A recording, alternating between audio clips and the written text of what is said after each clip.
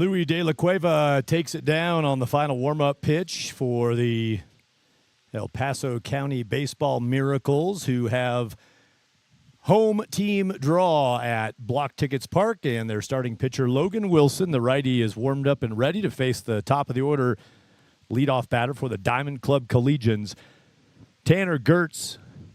Tanner DHing today out of the number 1 spot. Gertz, McMaster, and Douglas, the first 3 in the order for the Miracles. The battery, Logan Wilson, Louis De La Cueva, pitch 1 of a Sunday matinee game. Gertz fires at it, fouls it right side. I'm Thad Anderson with you on the Front Range Baseball Network. Thanks for hopping on and checking out today's afternoon 9-inning ball game in the Front Range League. Gertz reassumes the right side batter's box with a 1-strike count. Now 1-1, pitch down and away. Batting order for the Collegians. I mentioned the top 3, Gertz, McMaster, and Douglas, DH, shortstop, and left fielder. Blake Young bats 4th, Cale Corden 5th, Mac Dossie is 6th. Dossie catching. Pitch is down for a ball and a 2-1 count. Blake Young in the 4-spot center fielder. Cale Corden is at second base in the 5-hole. Mac Dossie is the catcher in the number 6 spot. First baseman Brock Mulvaney bats 7th. Max Matusi at third base. He'll bat 8th. And Casey Ritchie, the right fielder, batting 9th, with Ethan McGraw getting the start on the mound for Diamond Club. Gertz hits it to short, and that gets below the glove at shortstop. It was Jansen Roberts defensively. Just didn't get underneath that ground ball. It scoots under his glove into shallow left. Jansen retrieves it, but after the E6 arrival at first base for Tanner Gertz. Second batter, Taylor McMaster.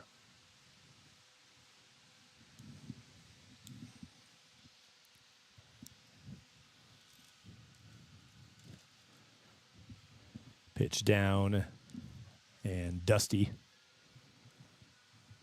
for De La Cueva. He holds the runner at 1.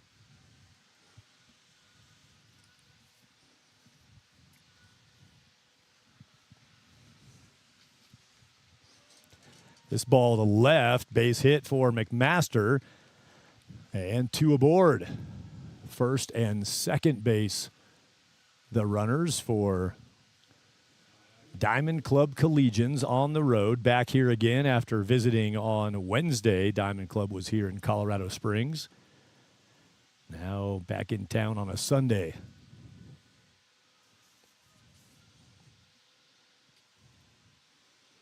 Third spot in the order with 2 aboard, nobody away. Kai Douglas hitting in a good spot, the number 3 batter. He's got the bright yellow wood bat, does Kai Douglas.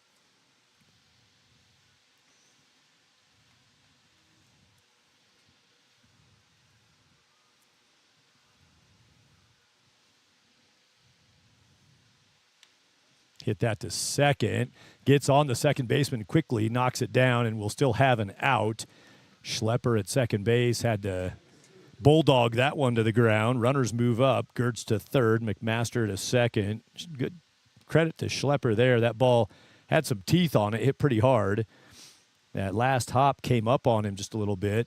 That was a ground ball, potential ball. It was hit hard enough that there was going to be time for 2, but keeping it contained for an out is job 1, and there's 1 away.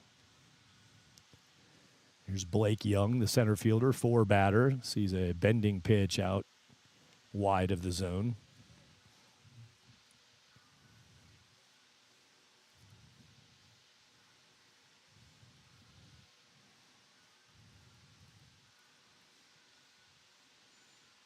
That ball is chopped toward third, running play. Nice play at third, but the throw is lost over the top, and 2 runs are coming home.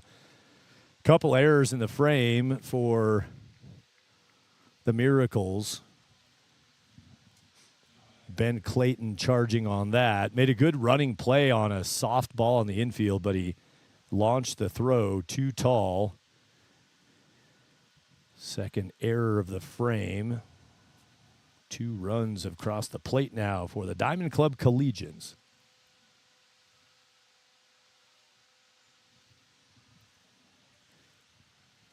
One solid single to left from Taylor McMaster.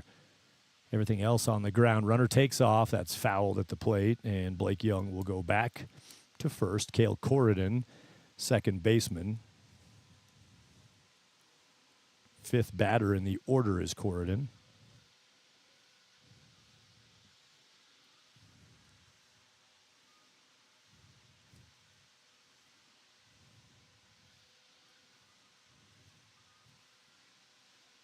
Send a throw over to first. Check in over there on the runner.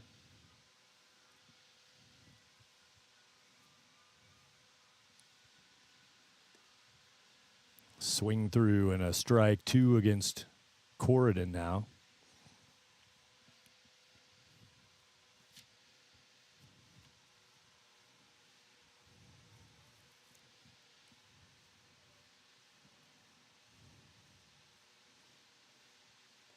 That pitch is wide. De La Cueva tried to reach down, pluck it, and fire off a throw, but easily in with the stolen base goes Blake Young. Good pitch to run on. That was down and away, scuffling in the dirt, the catcher.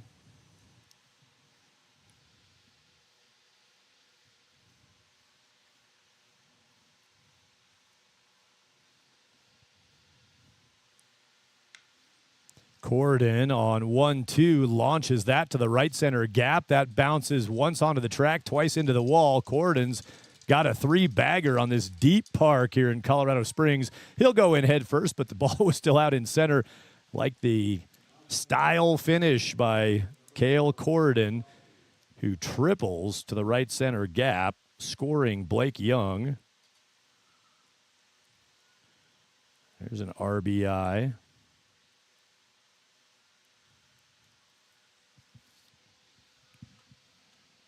Third run up for Diamond Club in the top of 1. Mac Dossie takes a pitch in on the hands. Diamond Club was in Boulder last night, so was I. I saw and played on that one with Alex Becker joining me in the booth last night. Diamond Club took it on the chin in Boulder last night. That's the closest road game for Diamond Club as far as distance from their home park to another park out of Arvada, their hub, with players sprinkled around different beds under different roofs in the area, not all in Arvada specifically, but quick shot from Arvada to Boulder, relatively speaking, compared to everywhere else. Dossie just took a strike. He'll get another pitch here, and it's wide. So they got knocked around a little bit by Boulder 64s last night. Grinding here. They'll have a little bit of time off coming up for Diamond Club. Dossie swings, and this is going to the left center gap. He pummeled that thing. Couple hops. It'll hit the track, bounce to the wall, and Dossie's going to go for 3. And Dossie's got 3. He'll stand up with a throw at his heels. And Mac Dossie back-to-back triples. Corridon and Dossie, 4 runs home for Diamond Club, top of 1. You talk about trading places, you're usually talking about second base. Doesn't happen that often when you trade places at third base with a guy who just tripled himself there. Courtesy runner pops out for the catcher, Mac Dossie. Andrew Buckled is running at third base now. Brock Mulvaney takes ball 1. Mulvaney, the first baseman, bats number 7.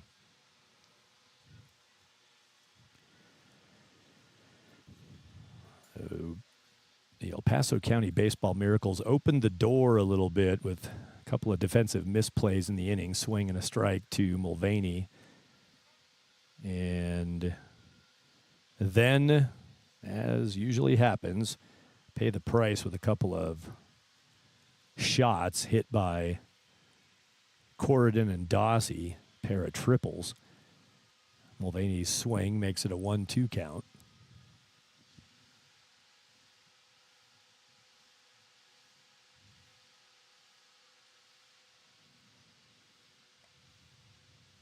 Two-two.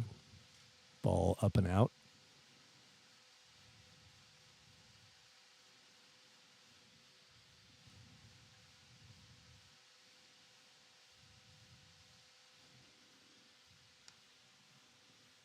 on Wednesday when these teams met, and the Miracles wound up walking it off in the 10th inning with a ball that hit the wall and stayed in, as I later found out. I thought it was gone that night, and I was all walk-off granny about it.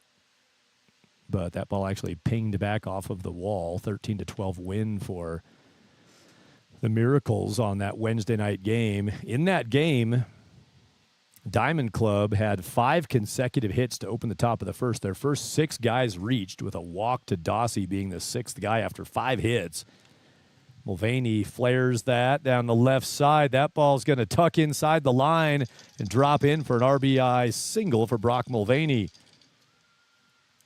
And Andrew Buckled, courtesy runner for Mac Dossie, touches the plate. Make it 5 runs for Diamond Club. That's one more than they got in the first inning on Wednesday. They went up 4-0 in the first. Diamond Club got reeled in, trailed 10-4 after the 4-0 lead. The Miracles piled up some runs and went up 10-4. And then wound up in extra innings, and in the 10th frame, walk-off. Jansen Roberts peppered one off the top of the wall at 385 in right center. The left-handed batter blasted one out there. Bases were full with one out. Offer on the swing is a yes, and Max Matusi has an 0-2 count.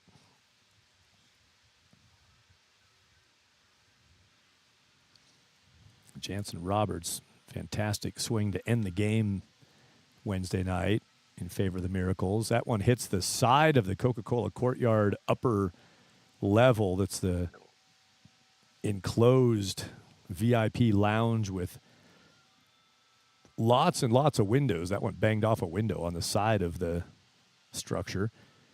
Bending pitch is nicely handled by De La Cueva. 1 ball, 2 strikes.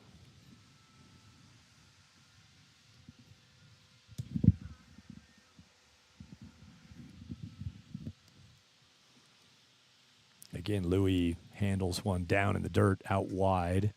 2-2 count. Long stand out in the field defensively for Diamond Club. There's a breaking pitch that got the zone. Nice pitch for Logan Wilson, out number 2.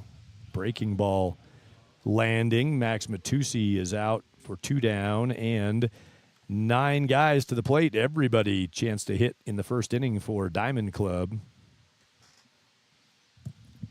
Their 4-run first on Wednesday here at this same park. They sent 8 batters to the plate. Now they've got 9. There's a swing and a ball that pops away. Mulvaney is going to move into 2-out scoring position at second base. Passed ball at the plate.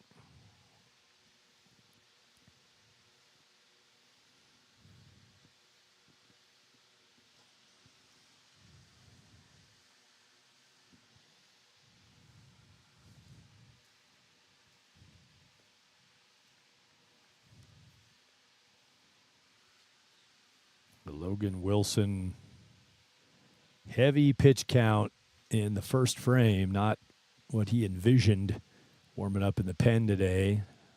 Needs to get this last one to avoid seeing the leadoff man again. De La Cueva bounces out to grab an inside head-high pitch. 2-1 the count.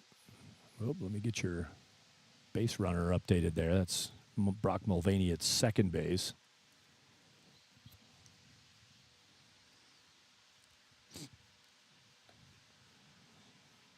Missing to both sides in this count to Casey Ritchie. Tanner Gertz hit that opening ground ball to short. Reached on the E6 and then a single, a ground out. It could have been 2, but was a tough play at second. Converted for 1 out, fouled away, and a 3-2 count. Now to Casey Ritchie. So the leadoff E6 and then a single, ground ball for an out.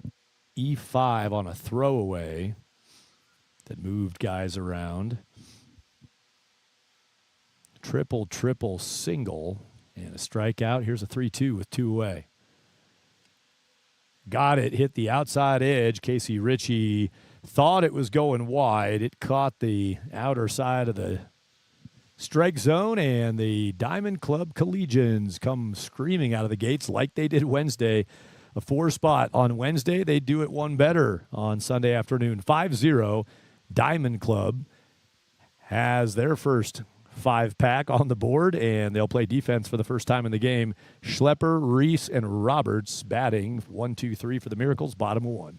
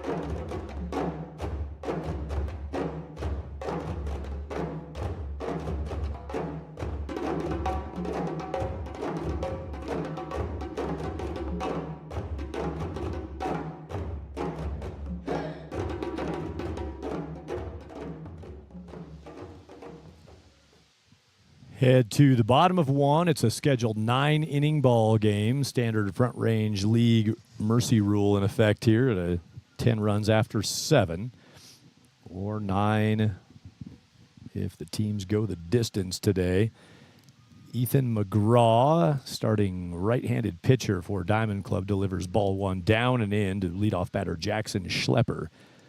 McGraw on the hill.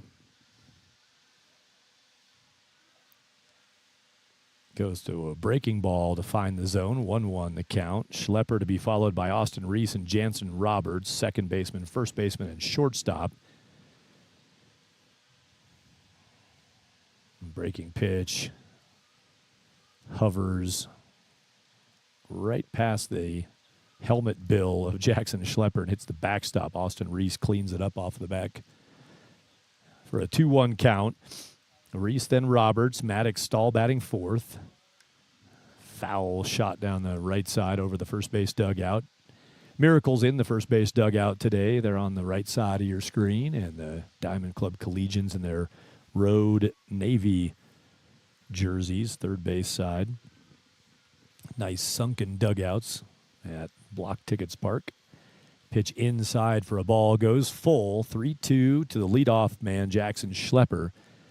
Reese, Roberts, Stahl, 4-batter. Number 5 is De La Cueva, the catcher. He'll bat 5th. Here's the pitch, and that's fouled away. Do it again on 3-2. 6-batter in the order is Nicholas Brainerd, DHing. Number 7, Ben Clayton, the third baseman. Bryson Martinez, the left fielder, bats in the number 8 spot. And Mason Aaron, right fielder. Martinez in the left, Aaron in the right. The last two, 8 and 9. There's a walk pitch to Jackson Schlepper. Kept that count alive. Little foul-off activity there, and gets another pitch to get himself on base. Start working on the deficit here, down by 5. In-game conversations today, sprinkled throughout the inning breaks. Going to hear from 2 different contributors, one coach, one player today. First pitch to Reese. This guy's been hitting it. Here he hits a 2-hopper to second base. Turned and done. 4-6-3 Corridon to McMaster to Mulvaney. Miracles had that opportunity themselves. A little tougher ball blasted at second for them in the top half, but that's nicely played here. Corridon gets it started, moving a little bit toward the first base bag, away from his throw to second. He did a good job of getting the lower half of his body reset to get something on that throw, delivered. Good feed to second base, where the shortstop McMaster had the cover and made a quick turn on it, out by plenty at first base. Leadoff walk is neutralized and erased on the ground ball. Back through the middle. That ball will get through. Jansen Roberts has a hit. I was starting to say when Austin Reese hit his ground ball, he's been swinging it. Reese has been good at the plate. He went early there looking for something to get the momentum rolling, but ground ball, hard hit right at the second baseman. I think it was Reese the other day with, what was that, a 4-for-4 day he had a couple days ago. Pitch to the backstop, sends Jansen Roberts to second base on a wild one. I got here Wednesday, Diamond Club in town that day with the extra inning finish that night. Beautiful night game on Wednesday. Thursday, Western Nebraska Pioneers rolled into town and put a thumping on the Miracles. Friday, the Fort Collins Foxes were in town for 2. Foxes' double run rule swept the 2-game set on Friday. I was here for all those. Great venue, great setting for Front Range League Baseball at Blocktickets Park, formerly UC Health Park. Up until a month ago, 2-1 count. Jansen Roberts is at second base. Last night I had Alex Becker with me on the broadcast from Boulder. A lot easier keeping the bug updated when you have another guy. I'll be a little tardy today, but I'll try to keep you in flow. This ball is check swung to right field, and that's going to bring Jansen Roberts around with 2 outs. Maddox Stahl finds a way to get it done. He half swung it and wedge shot that into right field. Roberts easily around. He moved up on the wild pitch, and then he's cashed in by Stahl. And the Miracles are on the board, answering. That's what you have to have psychologically. Put up that 5 against your defense and your pitcher in the first inning, Miracles. You want something to at least reverse the slant of the scoreboard. 1 run in for El Paso County baseball. De La Cueva has the beard trimmed a little bit there. Tucks away from an up and in pitch. Nicholas Brainerd on deck for the Miracles. Now a big swing and nothing for De La Cueva. Imagine if he reaches, he'll have a courtesy runner. An eligible sub from the bench can courtesy run for the catcher. De La Cueva punches that into center. That'll get down. Going first to third on this is Maddox Stahl. Stahl pulls up at 3. De La Cueva has a base hit. That's 3 singles in a row for the Miracles. And John Byington, the head coach for El Paso County Baseball, just stepped up onto the top step. Miracles evaluating the courtesy runner situation. For now, De La Cueva staying out there. That Louis staying on with a very conservative lead at first base. Swing and a miss for Nicholas Brainerd. With a teammate 90 feet away, Brainerd can bring in the second run of the first inning. Ben Clayton, number 7 batter, waits to bat next. Clayton on deck. McGraw bends one down the zone, and a swing and a 2-strike count. 0-2 to Nicholas Brainerd.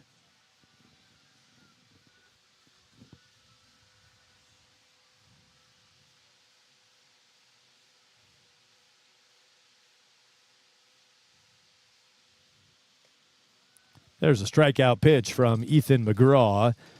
Brainerd is out on strikes, and the first inning closes after two were down on a double play. Single from Robert Stahl de la Cueva. Jansen Roberts scored on the Maddox Stahl base hit. And it's 5-1 after one frame in Colorado Springs. Front Range League Baseball action on the Front Range Baseball Network.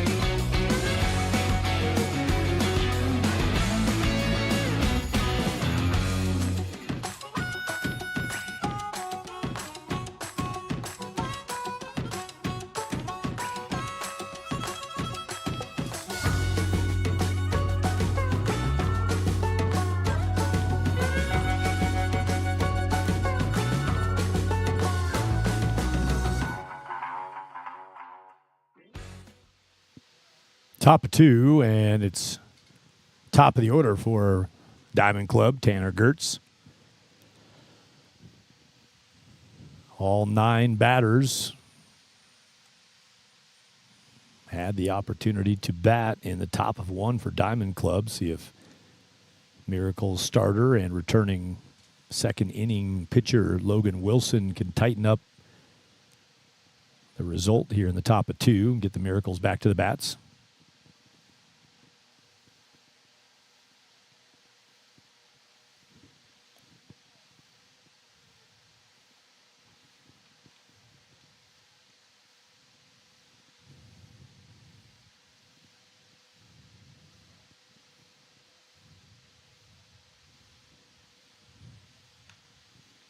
This is going toward the right center gap, and that ball's getting down. Is it the third 3-bagger of the game for Diamond Club? Gertz is going to glide to second base. He'll hold there. Tanner Gertz, leadoff double, put a charge into that with the wood bat, knocked it deep to right center, bounces up against the wall. Gertz opens it up again on base.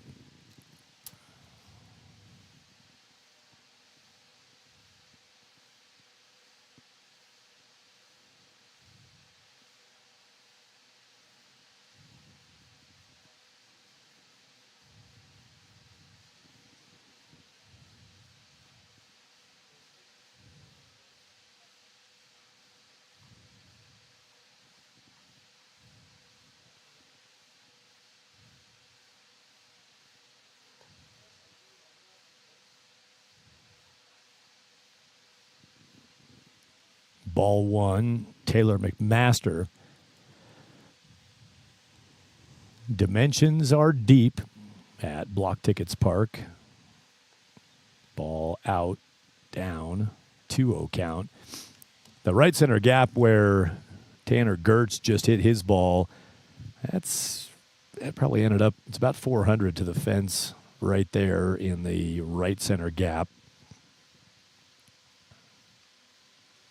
McMaster liked that pitch up and in. Got a power hack at that, fouled it back. On the outfield wall out there, you see the second light pole over from the right. Gertz's ball, this is fouled back.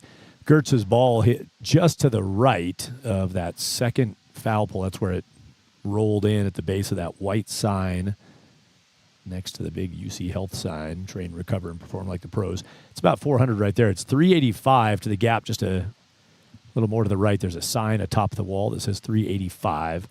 Gaps are the same. This is symmetrical here. It's 385 left center, right center. 410 straight away with a healthy batter's eye backdrop. Windscreen black rectangle behind the center field fence. That's 410. Here's a walk pitch to McMaster, first and second for Diamond Club. The lines here are 350, and as has been the magic of the camera work here in my days in the booth at Blocktickets Park, you can see the foul poles at the very edges of your camera view. Extreme right, there's a yellow kind of mesh pole there, swing and a miss from Kai Douglas. Yellow bat cycles and gets nothing there, 0-1.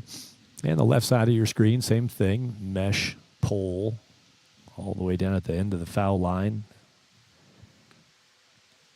bracketing the fence on each side. Able to get, don't really have a zoom or adjustment controls on the streaming cam, but this park happens to lay out just right where the foul poles bracket each side of your screen. This ball toward short, diving try by Roberts, can't get it. One run is in, and now a bobble in center is going to let McMaster move up to third. Tanner Gertz comes to the plate, and Kai Douglas, solid swing, good defensive effort at short by Roberts, not able to dive and get a glove on that. Douglas has his first hit and an RBI. And the Diamond Club offense is here. Made the drive from the Denver Metro today. Let's just all look transportation in the eye. Here's another base hit over second base. That's flared for an RBI. Runner's going to go around first to third again. And Blake Young backs up the Douglas RBI single with one of his own. Young with his first hit, Ribby. McMaster scoring, Douglas to third.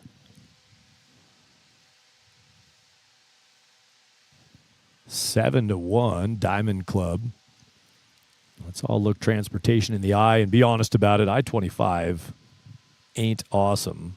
I mean, thank you, I-25, for the work you do. We all use you heavily. But Diamond Club Collegians all making their transit down here today. Strike one goes into Cale Corridon. They'll head back tonight. Bullpen's going to fire up for the Miracles. Runner takes off from one. De La Cueva throws a pitcher pick throw. Logan Wilson reached up to try to grab that, deflected it. It rolled into the middle of the infield. No damage there. Nobody else moves on it. Blake Young takes second.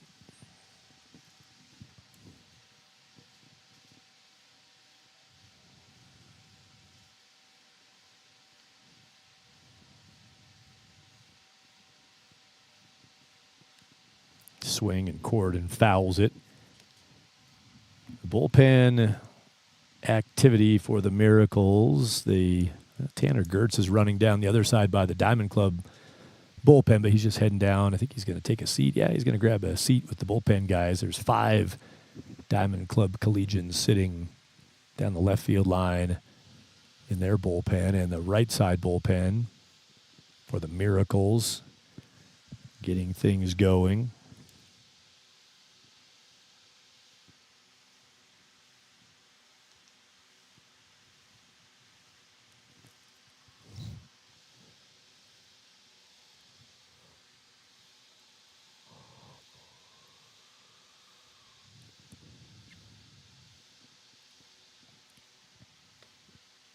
Pitch is up to Corridon. 1 ball, 2 strikes. I think that might be Nick Marburger. I'm trying to get a full look at it, but it looks like Nick down there in the bullpen.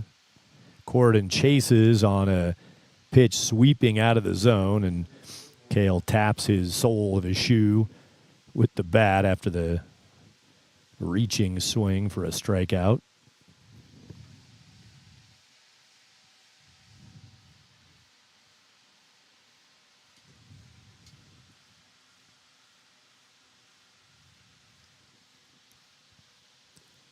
Ball 1 opens the count to Mac Dawsey, catcher for Diamond Club. 3 total games in Front Range League action today. 6 of the 8 teams are in play today. Dawsey gets one in the zone that he likes, but he'll sail that to center. That'll be a sac fly for Mac Dawsey, another RBI. Dawsey has 2 ribbies, triple, and now a sac to center. 2 outs. And Brock Mulvaney comes up. Blake Young held at second base, did not tag second to third. That ball hit to center, would have been a chance to throw him out. So Young stands by to let his teammate clear the plate. Kai Douglas came home on the sac fly. Here's Mulvaney. Takes strike 1. Backing up the 5-run first with a 3-run second, 8-1 Diamond Club. They put up those 4 runs in the first inning the other night on Wednesday here, and then sat on that 4. Like I said, got down 10-4 and got into the deeper innings before they started chasing it down, but they are going at it differently today.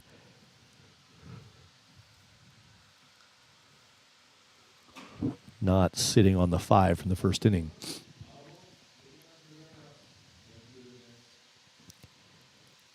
1 ball, 2 strikes to Mulvaney, who hit an RBI single the other way his first at-bat. Dropped one down the left field line. He's going to jam shot this to second base. Bobble at second is going to put him aboard. Ball rolling and not hustling to it. Now throwing to nobody at the plate, and it's a mess for the Miracles. Mulvaney's going to take second base on that. 2 E4s on the play. Blake Young touches the plate.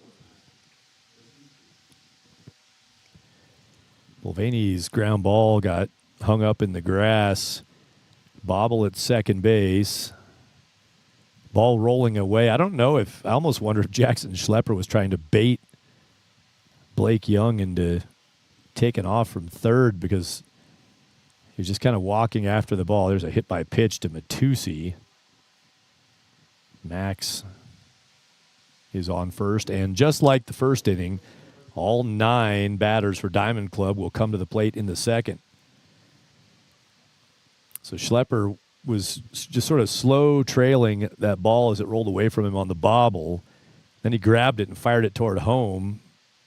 Had a chance. De La Cueva had gone up the first baseline anticipating the throw like a catcher does, go back up a throw. You got to have either the catcher's got to retreat hard with a runner at second at the start of that play, or the pitcher's got to come and cover that up in case that guy does come around second, and nothing good happened there defensively for the Miracles.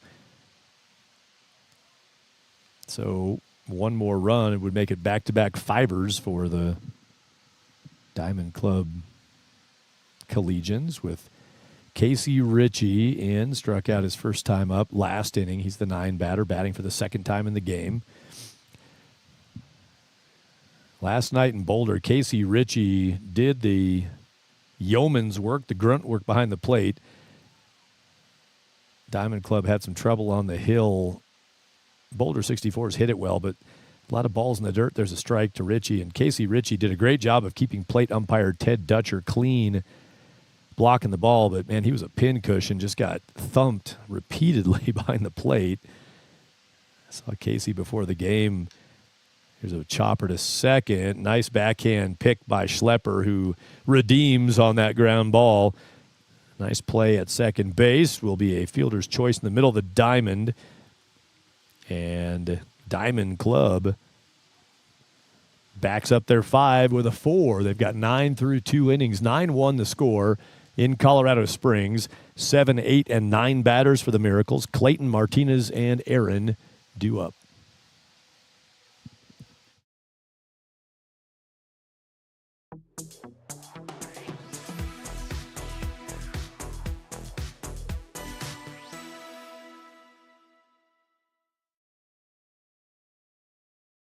River Morgan presents famous baseball quotes. You tell me right now, Jimmy Morris. It's supposed to be always hard. in your If it wasn't hard. everyone would do second base. The and hard keep your foot is what on makes first. it great. You want to have a catch, Smalls?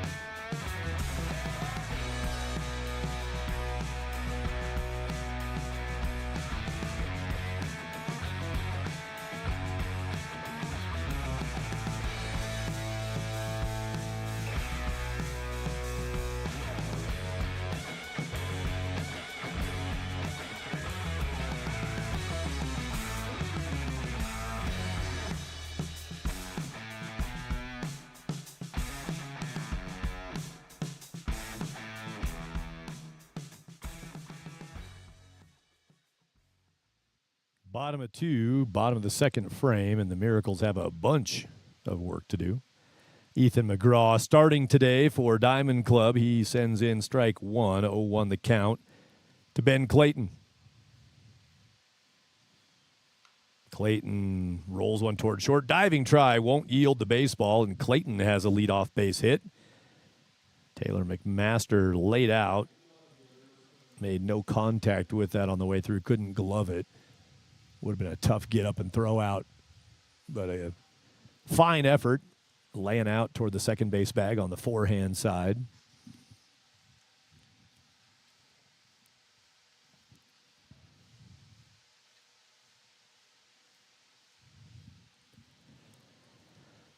Here's Bryson Martinez. He'll go first pitch. That pop-up is going to get down. It's going to land in play, foul, not up into the patio furniture, kind of hit down by the bullpen area.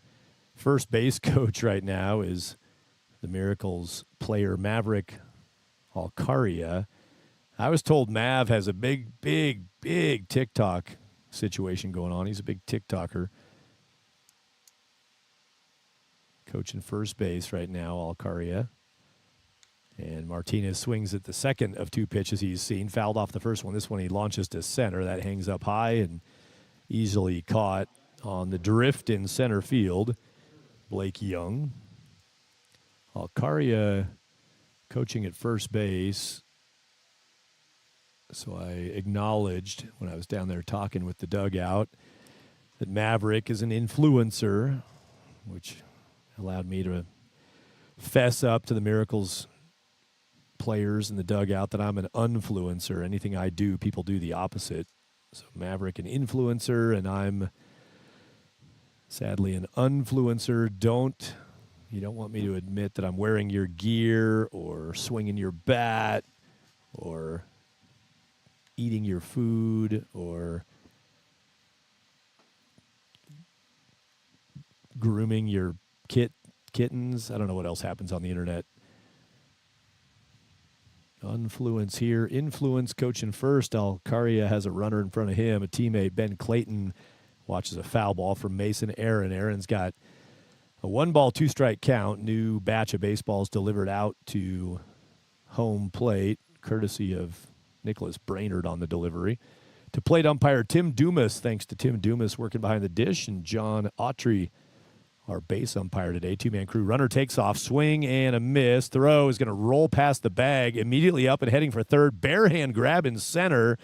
And in safely at third goes Ben Clayton. But a quick pick and a shot at him from center field Got to go with a stolen base and an E2. Let that get through. Is McMaster trying to flag down that throw. Shortstop did have a chance to keep it on the infield, but that's a tough play. The bouncing throw from Dossie rolls into center field, immediately up and no hesitation. Ben Clayton, knowing it's a deep outfield, figuring Blake Young, the center fielder, had some ground to cover to get there.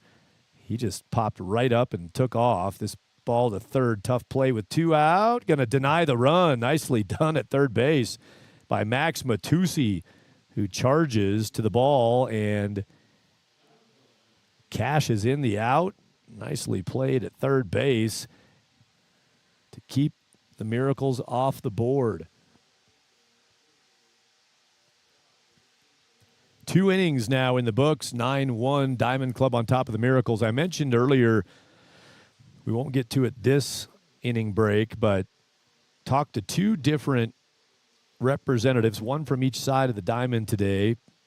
Had some pregame conversation that I'll sprinkle in throughout the course of today's broadcast. Segments from conversations with Miracles assistant coach Marcus Gilmore. Spend a little time hearing from Marcus Gilmore in the course of our game today, and from the Diamond Club side. Appreciate Coach Brad Mulvaney. I went and asked him for somebody, just a rep from D.C. to come up, and the guy we got is Jamin Patterson. Jamin's going to be also featured in game today with a conversation on the Front Range Baseball Network. Gilmore for the Miracles and Patterson for Diamond Club. They'll be coming up shortly in the inning breaks. We're through 2 innings here, going 9 innings today. Should a run rule not be a result in the 7th or 8th, we'll go 9 with Diamond Club way out in front. 9-1 the count. Starting pitcher for the Miracles, Logan Wilson, is back on. He'll try to get through a quicker frame. He's faced the entire side in the first and the second. 18 batters have come up. We're back to the top with Tanner Gertz.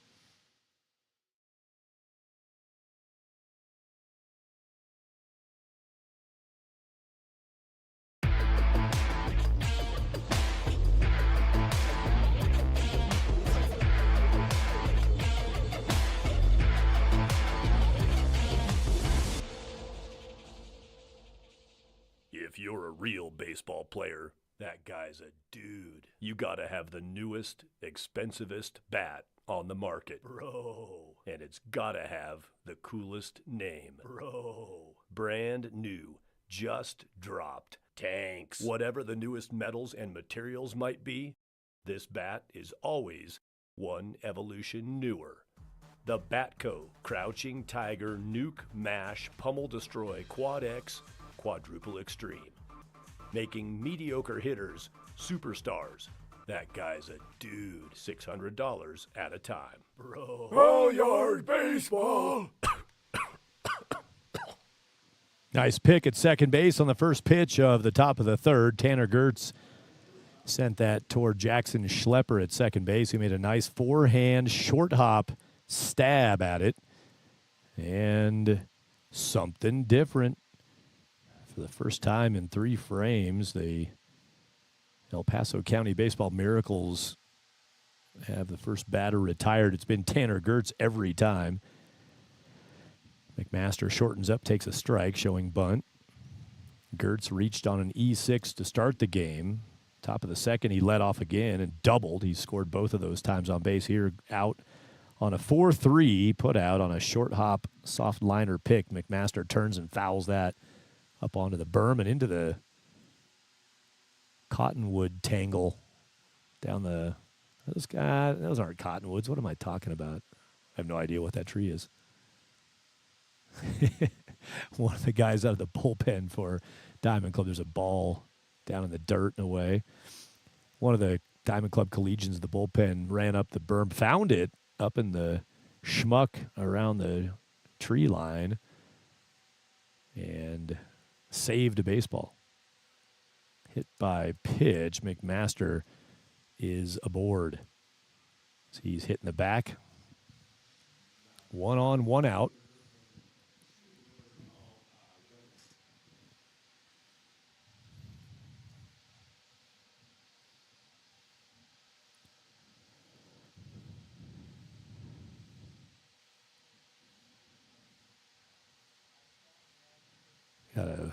baseball laying in the Vibes logo right behind home plate. Head coach John Byington comes out of the dugout from the Miracles side and scoops it up.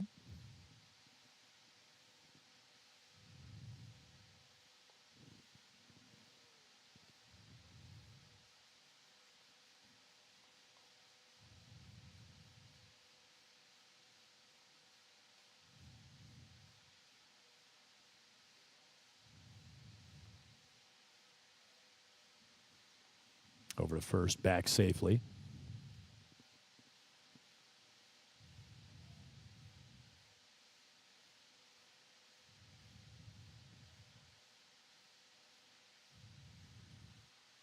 Ball to the backstop, yields a free bag, and McMaster is on at second with Kai Douglas, number 3 batter in the order. Single last inning, had an RBI on that and scored a run to Douglas. Fires the yellow bat, tough chopper. That is a foul ball. Just missed the bag at third. It bounced close to the bag. I thought it might have clipped it, but kind of a funky hop on that final hop by the bag.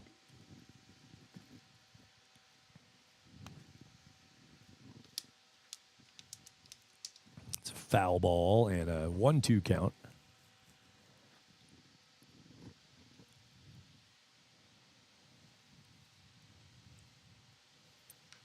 This one to center is going to get down. Douglas, good swing. Big hop in center is going to set up a throw option there and into the middle of the diamond. Runner's going to be at first and third. First baseman for the Miracles, Austin Reese, came running in on the infield relay man, cut man job. Cuts that off behind the mound.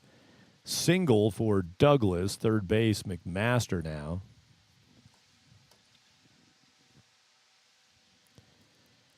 Bullpen for the Miracles is quiet. Nobody down there. Nary a soul down the first baseline bullpen.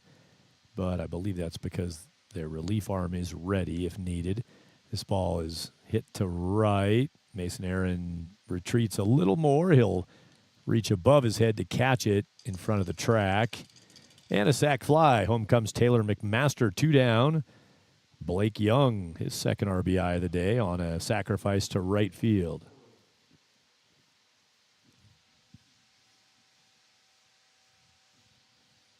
Remaining at first base is Kai Douglas. Double digits for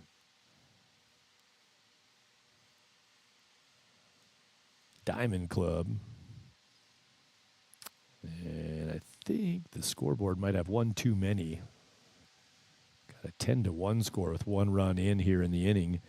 Scoreboard says 11, but I think that's fat by 1, the stadium scoreboard.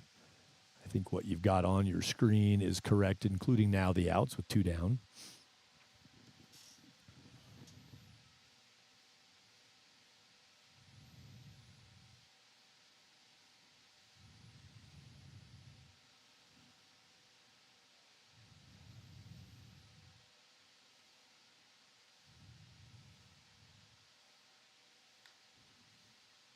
Fouled away. Cale Corridon, he's 1 for 2 today. Triple in the first inning for Corridon. Part of back-to-back triples with Corridon and Dawsey, who's on deck.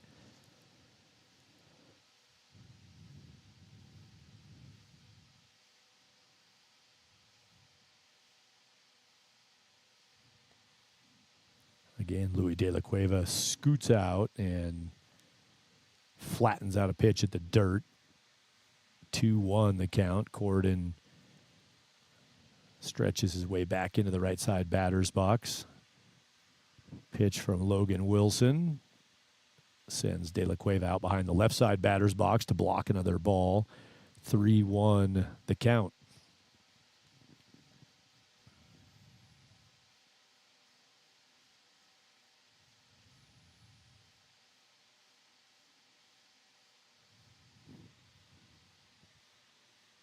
That ball is turned on and drilled to left, deep to the track in front of the wall. It's going to bounce 1 hop off the wall. Here comes around third and scoring Kai Douglas and add a double for Cale Corridon. Corridon turned on that pitch and barreled it. Left field shot.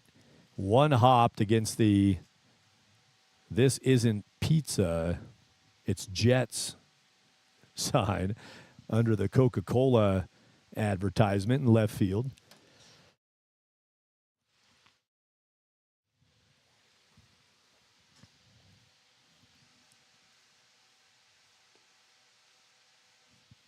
"11" won the count.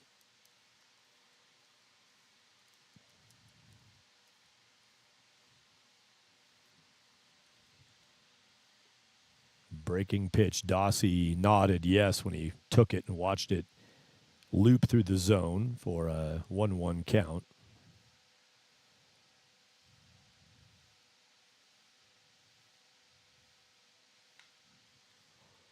Ball to left. That's going to drive in Corridon. Nice shot from Dossie. Drops it into the center field side of left. I wouldn't, let's call it left center. Sure, why not? That was far enough to be dropped down in the gap. Dossie, his single, another RBI. Every swing of the bat today for Mac Dossie has produced a run. RBI triple in the first, RBI fly out to center in the second, and the RBI single with 2 down in the third. And here comes a conversation at the mound for El Paso County Baseball Miracles. And a pitching change now with 6 batters having been to the plate in the third after the Diamond Club Collegians sent 9 to the plate in the first, 9 to the plate in the second. They're on their 7th guy coming here, Brock Mulvaney. He'll wait for a pitching change. Logan Wilson is done and greeted by his teammates who appreciate the effort off the bump. Logan not able to shut down the offensive Diamond Club today. They've got 12 runs on the board. Again, the scoreboard here says 13, but I believe that's fat by 1. I think we're heavy a run on the stadium scoreboard as Louis De La Cueva consults before the warm-up pitches begin to make sure everything's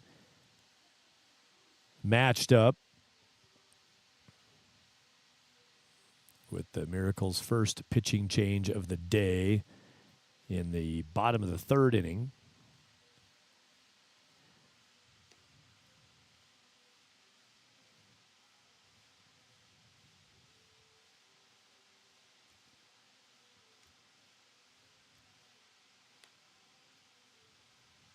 And we'll get into the conversations with our 2 pregame guests at the end of this inning. We got 2 down, so we're not quite there yet. And when we clear this top of the third, we'll hear from Marcus Gilmore first, assistant coach with the Miracles, in our conversation in-game with Coach Gilmore. Later on, we'll hear from Jamin Patterson, right-handed pitcher for Diamond Club, in-game today from Colorado Springs at Blocktickets Park, Front Range Baseball Network.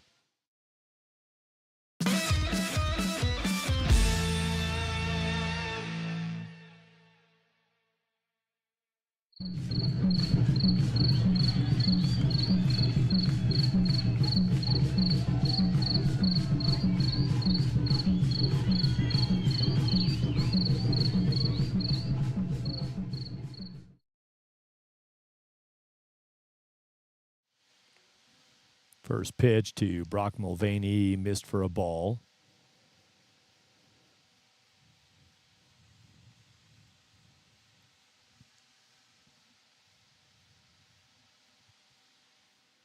Now Mulvaney swings, and that's a swing and a miss for 1-1 on the count.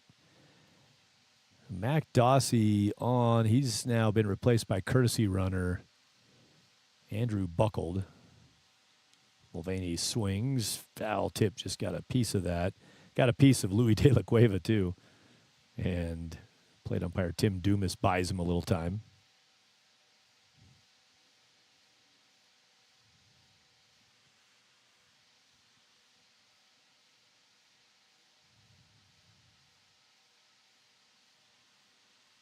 Now Mulvaney swings, and that will cap off the top of the third. But for the Diamond Club Collegians, they're scoring in descending order. They got 5 in the first, 4 in the second, 3 in the third. 12-1 is the count to the bottom of the third inning with the Miracles coming to bat. And let's start off our first chunk of conversation with Miracles assistant coach Marcus Gilmore. Miracles hosting Diamond Club on a Sunday afternoon. More ball in the Front Range League. Thad Anderson in the press box at Blocktickets Park with Marcus Gilmore. Coach, thanks for coming up. Thank you. Thank you. Among things I enjoy about going to the Front Range League games is you. Yes, sir. Appreciate it. I like what the Miracles are doing. I know you and I talked the other day. Young roster, just kind of getting this thing started. But what's your vision of where you want to go? Well, it's a slow start right now. Most of our kids, our best players, are actually high school kids. So it's tough getting it off the ground in the first 2 months. I mean, most of the guys from college were already chosen or spoken for, right? So kind of have to look for next year, trying to make an impression on the young guys this year. So that way, next year, they want to come back. They want to help us build this. I mean, we got a nice stadium, so we have to have the good local players here with us, right? So we got the high school guys. We got the good young players. Now we're just trying to build on it. Yeah, this venue as a Front Range League home park is phenomenal. I mean, I like them all, so I'm not insulting anybody else, but my favorite spot to come to. Partially, the press box is fantastic here. It's a great setup, and you guys do a nice job hosting. The grounds crew gets after it. I mean, Yes. I think it's a real nice model. I want to, if you can, just tell me about kind of the philosophy or the underpinnings of your program, and maybe even why the name Miracles.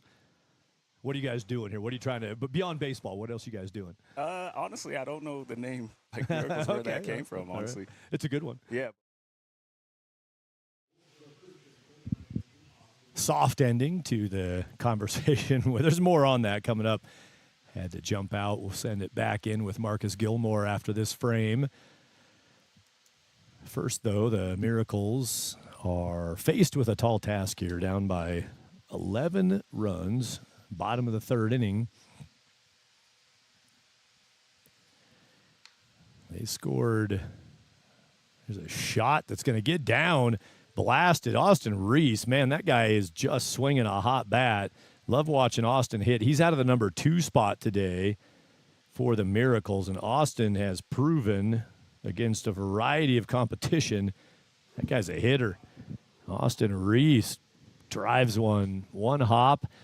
That light blue sign out just to the left side of center field, right in front of that light pole, right next to the big scoreboard out in left center. That blue sign, it's an Outlaw beverage sign. This ball popped above third base, and out is Jansen Roberts on the pop out. That ball from Austin Reese, one hop, that light blue sign out in left center, just left of center. And it got there quickly, too. He crushed that Blake Young center fielder, turned and ran on it. Knew he couldn't catch it, just passing through that ball. Fence was the only way that thing was stopping. Ethan McGraw working his third inning.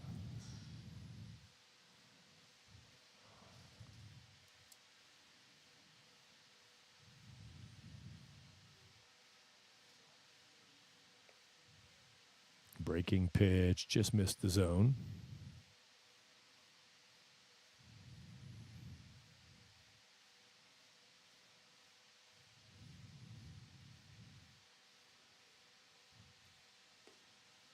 Down with that fastball. Right around it, 3-0 count. Couple good pitches by Ethan McGraw, but didn't get his result.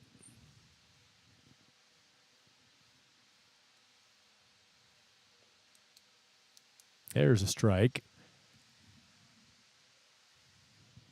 Bending through the zone, and a take by Maddox Stahl. RBI single in the first inning for Maddox. He knocked in the only run of the game to this point for the Miracles. Flare this above right field, shallow, coming in, fake the tag. No tag up from second base. And Casey Ritchie in right field makes the catch, 2 down.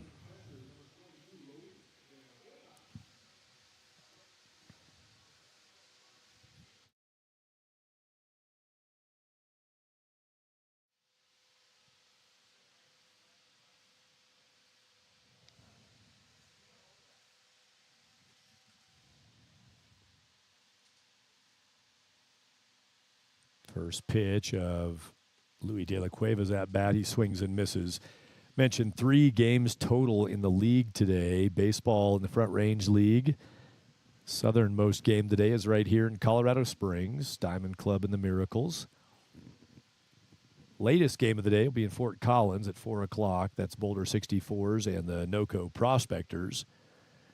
And up in Gearing, Nebraska, Greeley Grays are at it again with the Western Nebraska Pioneers. Grays beat the Pioneers yesterday. Second win on the season. Grays with 4 wins overall, twice beating the Pioneers, one of the front-running teams in the standings. Good win with Daniel Hodak throwing a fantastic game in Gearing, Nebraska yesterday. And I think it wound up being a 7-2 win for the Grays. Fort Collins Foxes and Pueblo Spradley Collegians, the 2 teams off today. This ball to left is going to get down. De La Cueva sails that to the wall in the left and drives in Austin Reese with 2 outs. Good work by Louis De La Cueva. Leadoff double for Reese. He was still standing there after a pop out and a fly out.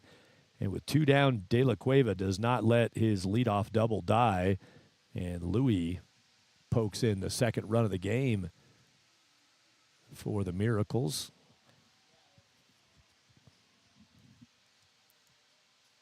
El Paso County Baseball Miracles not courtesy running. This is the second time De La Cueva has been on. He's 2 for 2 with a single and a double. He'll run at second with 2 outs. Not saying they should be, just noting that a lot of teams are courtesy running in the league, but Miracles are not for De La Cueva.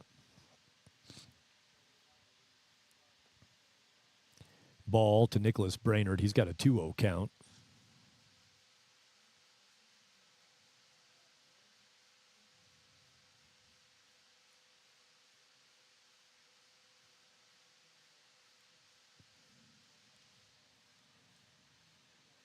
Pitch from Ethan McGraw. Down again, outside. And a 3-0 tally now to Nicholas Brainerd. Ben Clayton on deck. The 2 identical start times in Gearing, Nebraska and Colorado Springs. This game and the Grays Pioneers game, both at 1:35 Mountain Time. So both games in action now. Up in Nebraska, that one started the same time we did. Strike pitch there, 3-1. 4:05 p.m. Mountain Time today for 64s and Prospectors in Fort Collins. Here's a 3-1 pitch. Nope, gonna inside move it. No throw made by Ethan McGraw. Score at 12-2. Dozen runs for Diamond Club. McGraw's pitch. Got it. Kept the count alive. 3-2.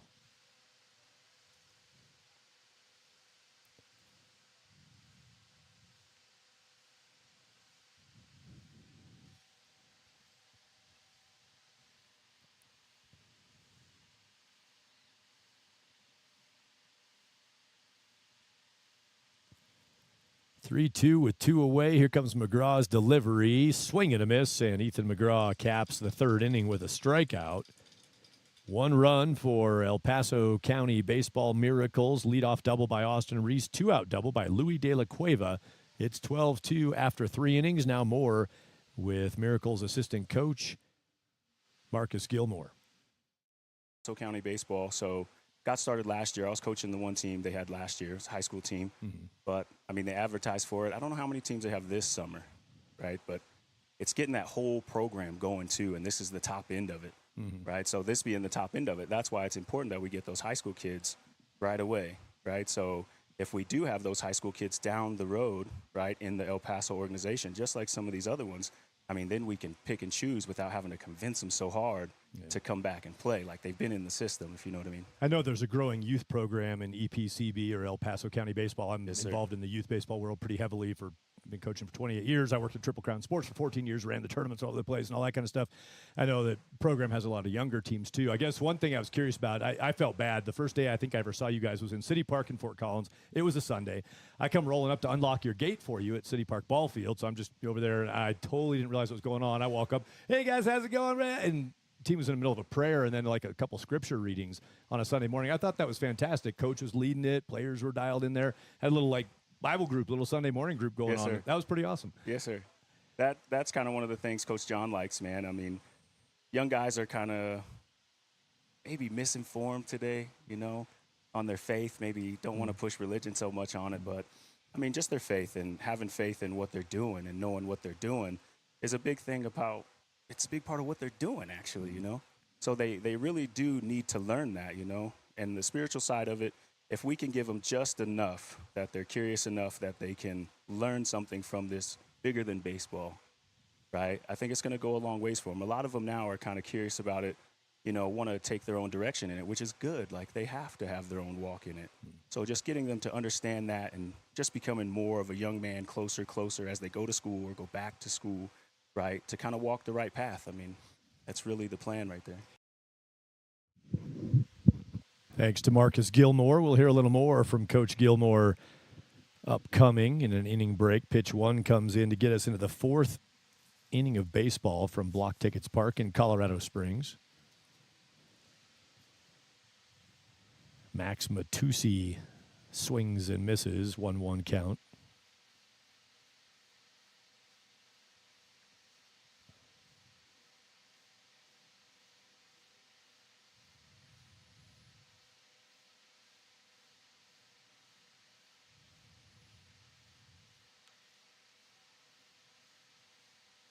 One, two, the count now to Matusi.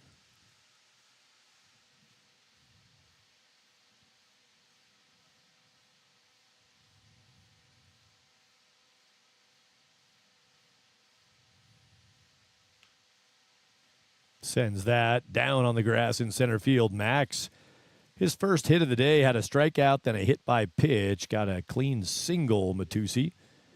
Casey Ritchie next up.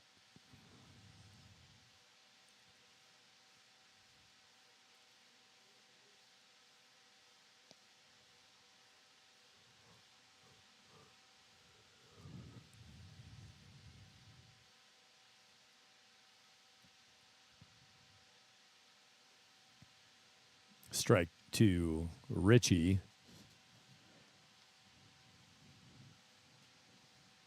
Back to the top of the order with Tanner Gertz.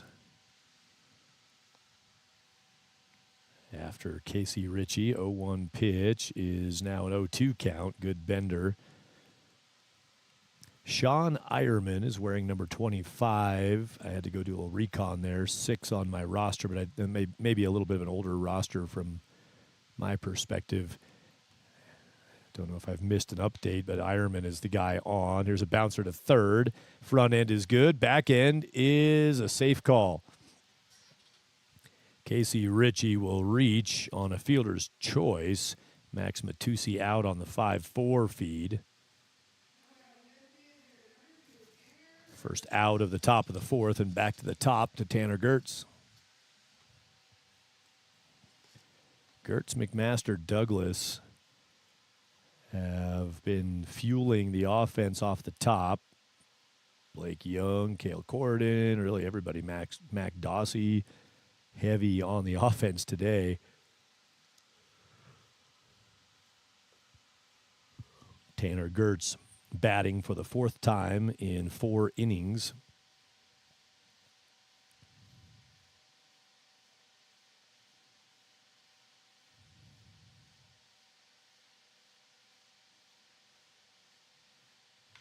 There's a good swing, left center gap. That ball's down for Gertz.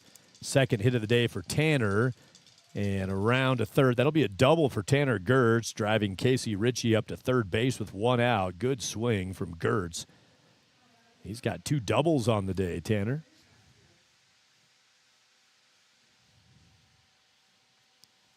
Taylor McMaster, 1 for 1 on the day. This is his 4th plate appearance. He had a single in the first, walk and a hit by pitch. He scored all 3 times, McMaster. He'll bat now with second and third and 1 away.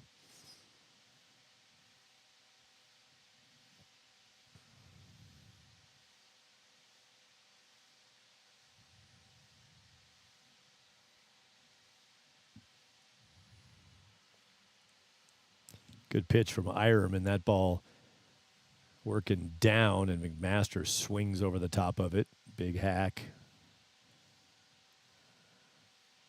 No result for McMaster. Again, this pitch a little more elevated, and Taylor swings through it. Kai Douglas on deck for the Collegians of Diamond Club.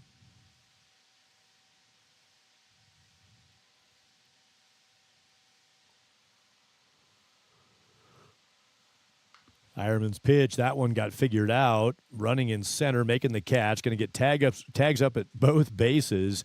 Gertz slides in safely at third. In front of him, Casey Ritchie tags and scores. McMaster lines out to center for the second out. That's a sacrifice and an RBI for Taylor McMaster.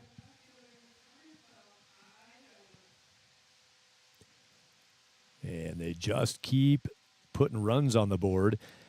Descending order, I mentioned. They need one more to keep that stair-step scoring approach going on. Diamond Club. First pitch coming to Kai Douglas. He's got the stair-step runner at third base.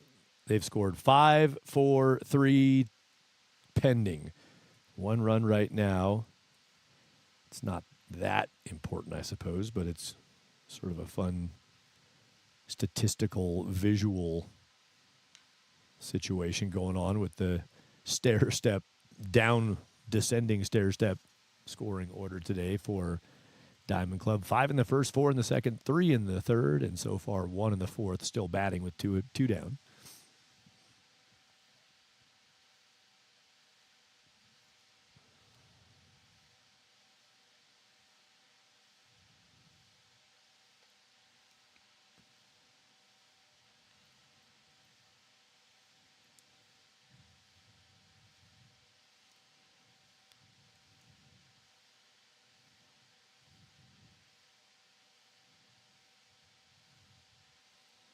Pitch from Ironman works down to the dirt.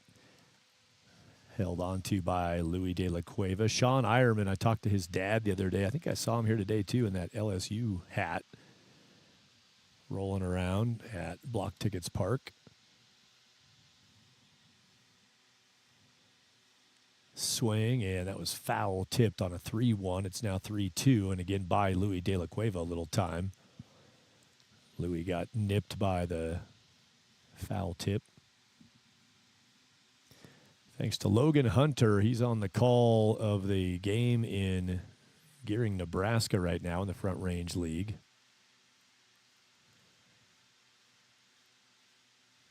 Currently 5-0 in the 5th inning. The Pioneers hosting the Grays. Greeley Grays on the road at Western Nebraska Pioneers, and it's 5-0 in favor of the home team Pioneers. Ground ball to third. That throw is bounced.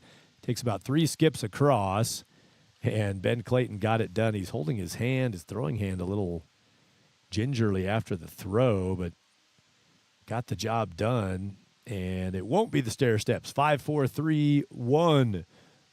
Now the scoring order for Diamond Club, but they get what they'd like.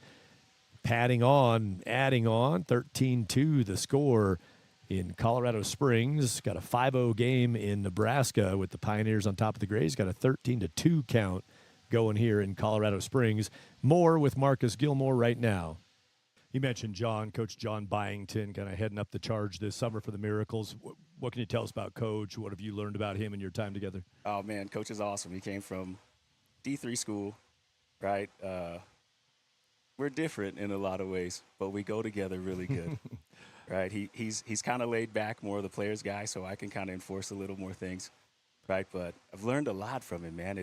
This is a big learning experience for both of us because we're young, we're playing high school players in a college league.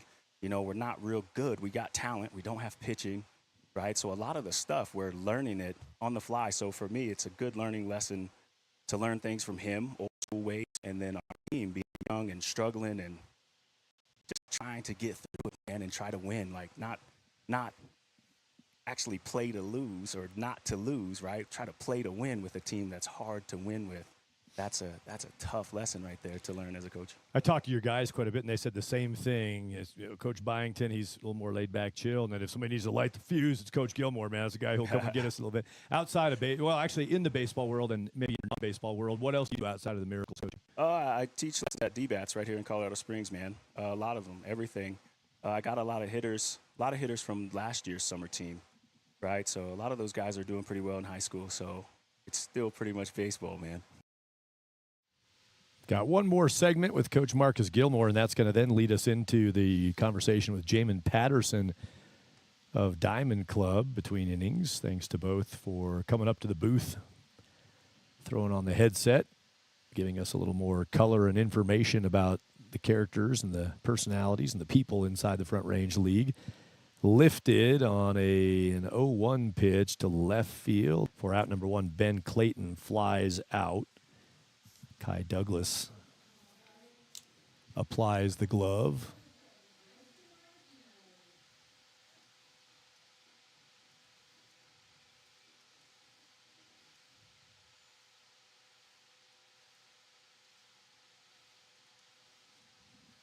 With a 13-2 score, Diamond Club came out with 5 in the first, and they haven't looked back, just burning through this game. Both bullpens are clear as of right now. Ethan McGraw working in his 4th inning. Good start for Ethan, just 2 runs up for the Miracles. EPCB is the abbreviation. Colorado Springs sits in El Paso County. It's called El Paso County Baseball. The Miracles get a fly out here from Bryson Martinez. He goes the other way. First fly out went to left. This one goes to right field. 2 outs on the right field fly ball. Casey Ritchie gloves the second out. And Mason Aaron, number 9 batter. He struck out his first time up. Mason's back in the 4th inning.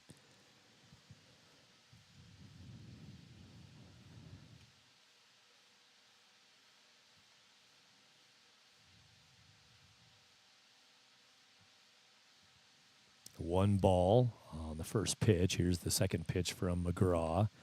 Mason Aaron reaches down and slaps that into right center field. He'll round big and then pull it back for a single. Mason Aaron 2 away and a leadoff base hit, or not a leadoff, a 2-out base hit for Mason Aaron.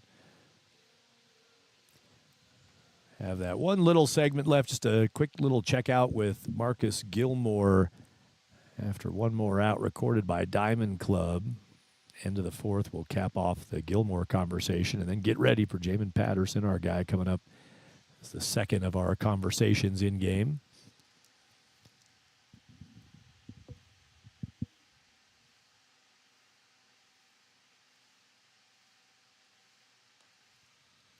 Strike called. Top of the order, Jackson Schlepper. And the hot-hitting Austin Reese on deck. Aaron takes off on the exchange. Dossie lost the grip. Mason Aaron is in safely on a steal of second.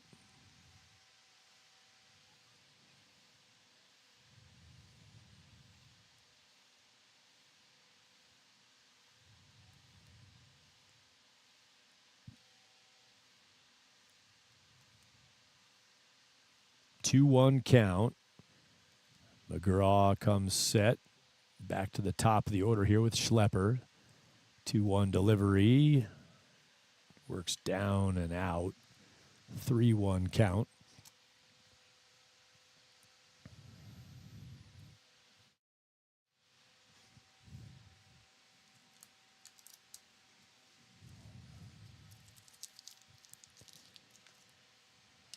Got a little fooled on that one. Schlepper kicked the leg out from behind him and tapped it to his pull side, fouled in the third base dugout. The lower half got compromised on that pitch. And the 3-2.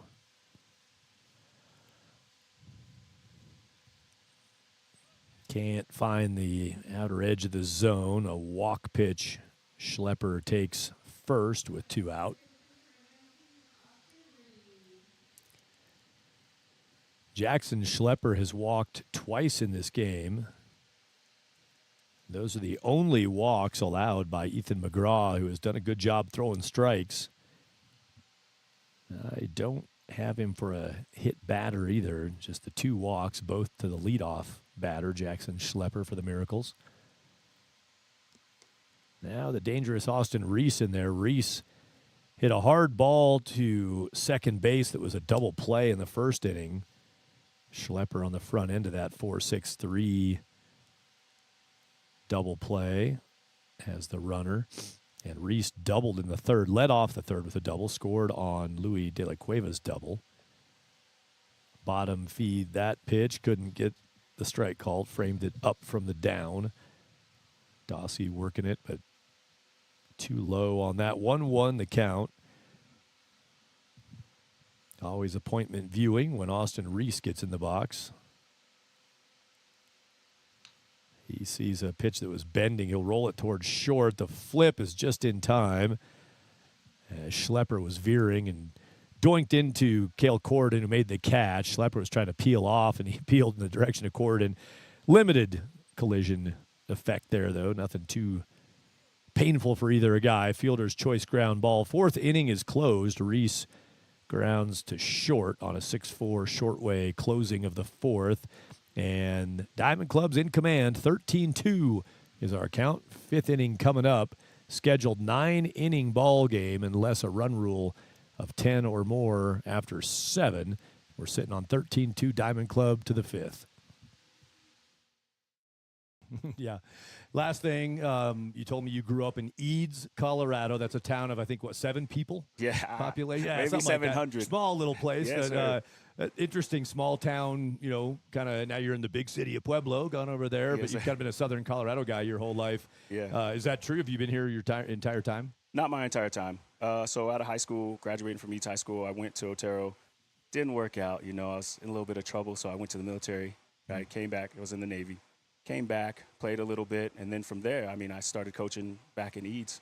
Was there for 7 years almost, man. So almost the whole time.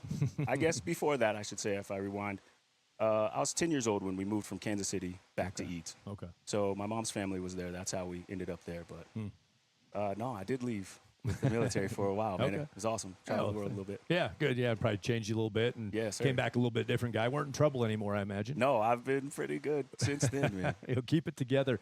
You guys got a nice win the other night over Diamond Club, a little extra inning walk-off situation. Good luck today. Thanks for talking with us during the course of today's game. Good luck. Thank you.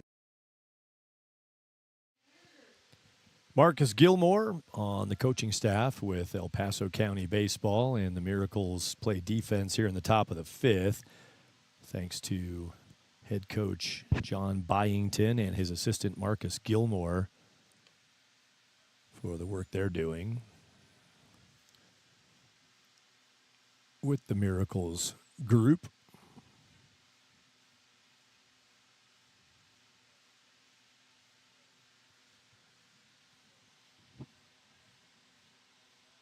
(13-2) the count, and the batter count is 2 balls, no strikes. Pitch from Ironman is hit to center straight away. That ball about as straight over the mound and second base and out to center as you can get. Talk about going back up the middle. That was the definition of it for Diamond Club. And I didn't get that checked in quickly enough. That's Andrew Buckled who took the AB right there. That was Blake Young's batting spot. Good swing by Buckled. He centered it, but lifted it just a little too much. Floated that out to center field to Maddox Stahl for 1 away.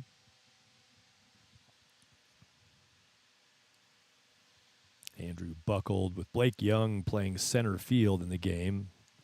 See if Buckled heads there or where he goes after his at-bat. Fly out to center. Cale Corridon in and Mac Dossie on deck.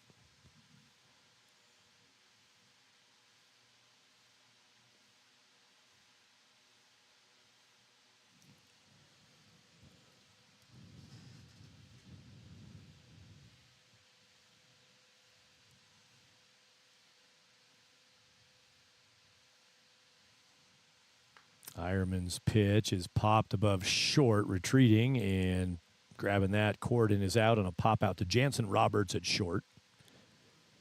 First two out here in the fifth. And this is the first time that the Miracles have gotten the first and second batter out to start an inning. First two up, two down performance. In the first inning, the first two guys reached before a ground ball. Second inning, it was the first four batters who reached. Third inning, leadoff guy out, but then a hit by pitch followed by a single. Fourth inning, the most recent frame before this one, we had a single and a fielder's choice ground ball. Here we have a fly out, pop out, two away. Miracles working on a quick escape on D. Ironman's pitch. Dossie must have put that off of maybe his foot or something. He hops out of the box. Mack turns and returns to the right side. Does some landscaping up at the front of the right side batter's box. Logan Wilson started for the Miracles, went 2 2/3. 12 runs came in, 6 of those were earned. Some defensive miscues could have helped Logan with a little cleaner appearance, but 10 hits too, and the Collegians were on him from Diamond Club. Sean Ironman has 1 1/3 in the books, is what is showing on the chart right now.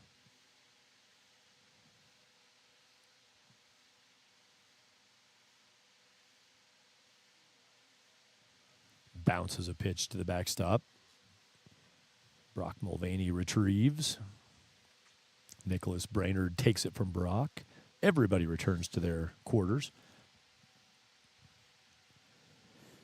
Yeah, I think the digital scorebook is a little behind cue here. Ironman, a little more than 1 1/3 should be in the books now. He worked the last out of the third inning. He got the fourth record, and he's got 2 down here. So I think he's sitting right on 2 innings worth of outs recorded, going for 2 1/3 here with 1 more recovery, 1 more finish. 3-2 pitch with 2 down. Dossie chops it away.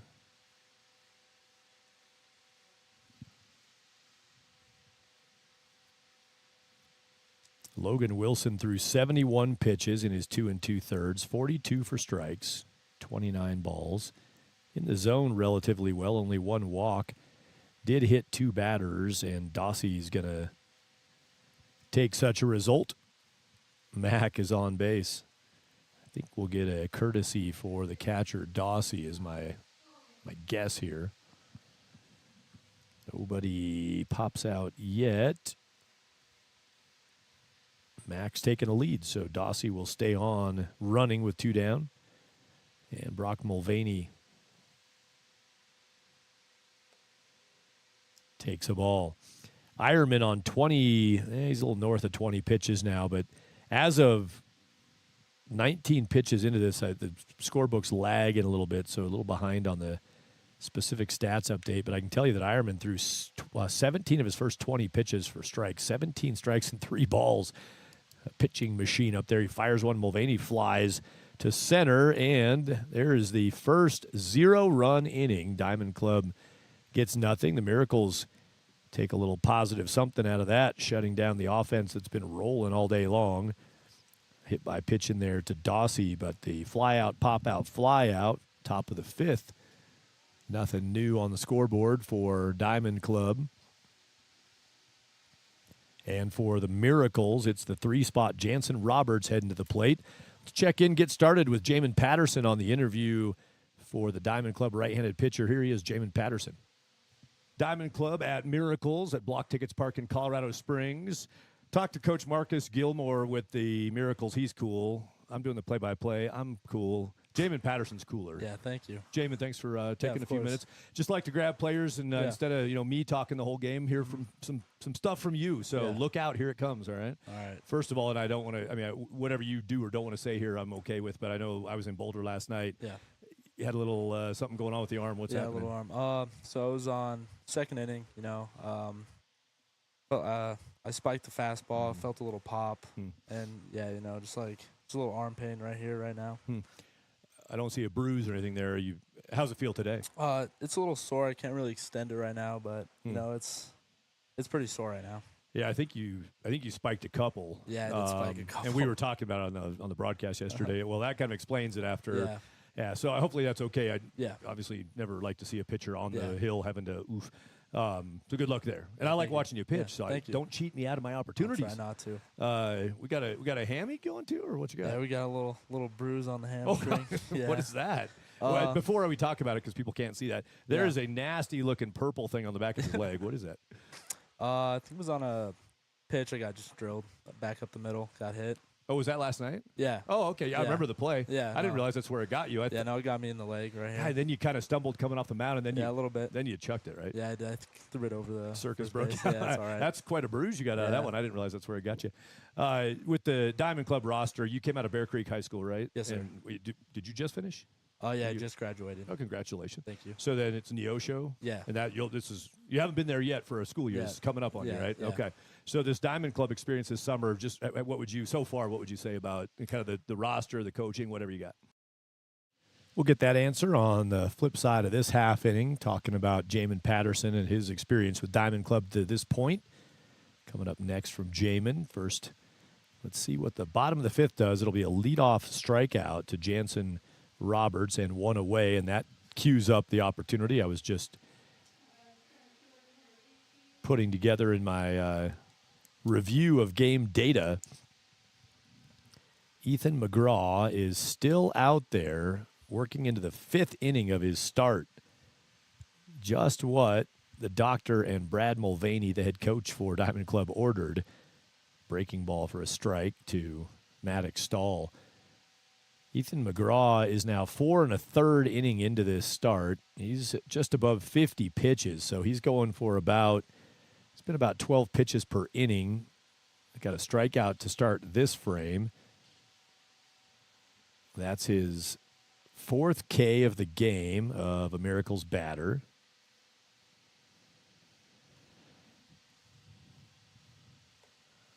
He's up too tall on the 0-2. It's a 1-2 count. McGraw, 4 innings or 4 1/3 innings pitched, 7 hits, 2 runs, both earned, 4 strikeouts, 2 walks. And again, now approaching 60 pitches in the game, working in the 5th. That's awesome. Good efficiency on the pitch count.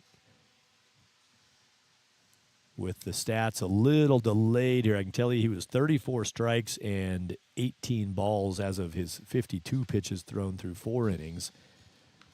Here he gets a tapper back at him and a successful 1-3 flip. Maddox Stahl is out. Maddox now 1 for 3 on the day.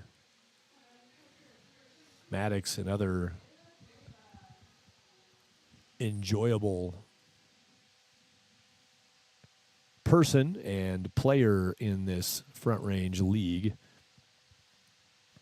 I had Maddox on a few days ago with one of our in-game conversations. Thanks to Maddox for doing that. He just chopped out to pitcher. He's back to the dugout with his brother in the dugout today. Saw Maddox had the younger bro hanging out in there. 15-year-old goes to Legend High School, where Maddox graduated from. Family day in the first base dugout. De La Cueva pops it. It'll stay fair just inside the line behind third base, and Max Matusi grabs it, and the starter, Ethan McGraw, not only still going, but going with some juice in the 5th inning. Strikeout, soft tapper ground out, and an infield pop out. And Ethan McGraw is through 5, having allowed just 2 runs, and he's still right around that 12 pitches per inning mark. Nice clean pitch count through 5, sitting around the number 60. Good stuff from the starter, Ethan McGraw. Let's get back in with Jamin Patterson from Diamond Club, the right-handed pitcher, on our in-game conversation. I really like it. I think it's a good experience before college, getting to see how stuff works, especially as a PO, seeing how, the rotation stuff works in college. Yeah. What did you do in sort of your youth years and your high school years as far as like club or summer stuff? So growing up, I played for Catalyst, and Okay. then when I got into high school, I started playing for the Rocky Scout team, which is like associated with Diamond Club. Yeah. Yeah. So from the high school side of it, Yes, sir. what do you when you reflect now? You just finished up. What'd you take away from that, or what are your fond memories of that? Or don't you have any? No, I have. So I feel like good memories I have. You know, it's not even like on the baseball side, more of just like making friends, relationships that I'll be able to hold forever. Yeah. How about this park here? What do you think of this place? Yeah, this is a really nice stadium. I like it. Yeah. I think I talked to you at Arvada one day, a few weeks back, and I asked you which park you had liked so far the best. And you guys had been here, and I think you said this one. Or just tell me Runyon and Pueblo, maybe. Yeah, I said I think I said I heard about this one that it was really nice. Looking forward to getting there. I was looking forward to getting cool here. place to play. So you're off today. What are you going to be doing during this game? Sitting around for the boys. Cracking jokes. Yeah, of course. You're not charting. You go through three bags of seeds. Yeah, probably. Yeah, that's kind of your whole job today, and getting that arm better. Yeah. So Liam McGrew is up here. Is he like your handler? Is he your manager? Yeah, What's the deal on that? He's my manager. Tell us today. one good thing and one maybe like juicy detail about Liam. Oh, we'll wait for that. Stick around to hear what Jamin has to say about McGrew, not McGraw, by the way. McGraw, the starting pitcher on the hill today for Diamond Club. They have a McGraw and a McGrew. Both pitchers, both right-handed pitchers. It was Liam McGrew, jersey number 31, who was up in the booth with us during the conversation with Jamin Patterson. Liam McGrew and Blake Young heading to Monterey Peninsula Bay for collegiate baseball. Ethan McGraw, Augustana College, his collegiate spot. And McGraw threw 5 good innings. Sean Ironman doing good work, too, coming on and slowing down the offense of Diamond Club for the starter, Ethan McGraw, for Diamond Club, who's batting now, the Diamond Club Collegians. Their starter gave up 1 in the first and 1 in the third, and that has been it. In a good pitching performance, this ball lifted high. Pop-up's going to get above the dugout, and that's going to stay outside the dugout, and that ball is caught. Austin Reese with that ball curling back toward the dirt in front of the first base dugout. He was to the rail. It looked like it was going to bounce off the top of the dugout behind the netting up there, and that ball just kept curling back, and Reese actually had to kind of backward lunge, kind of fall back to make the catch back toward the infield side. Nice play by Reese, sticking with a high curler. Max Matusi pops out in foul ground, 1 away. And Casey Ritchie jumps in.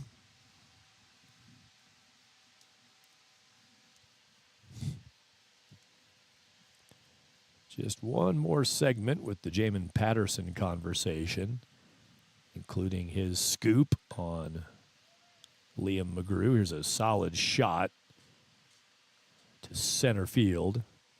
Casey Ritchie has his first hit of the day. Smooth single with 1 out.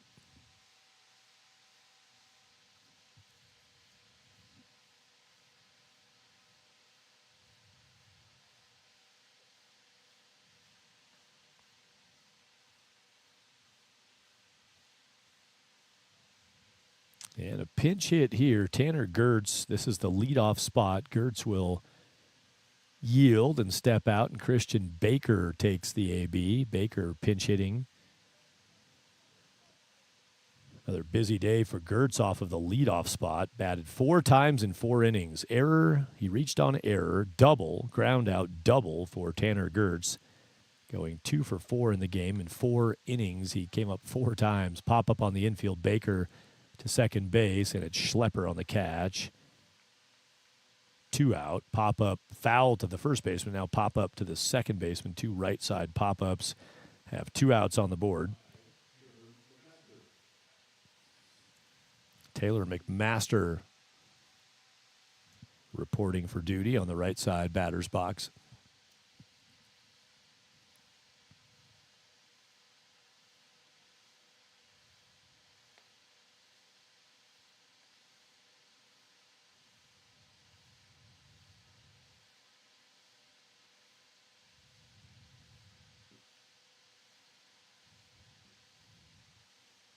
1-0 count.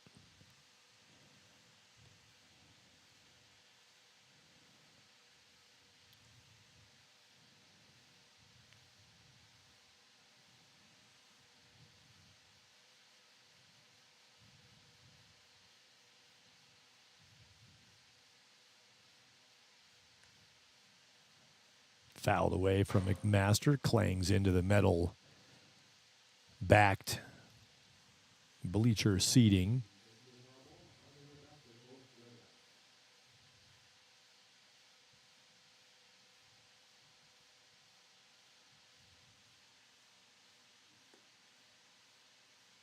Down and a 3-1 count.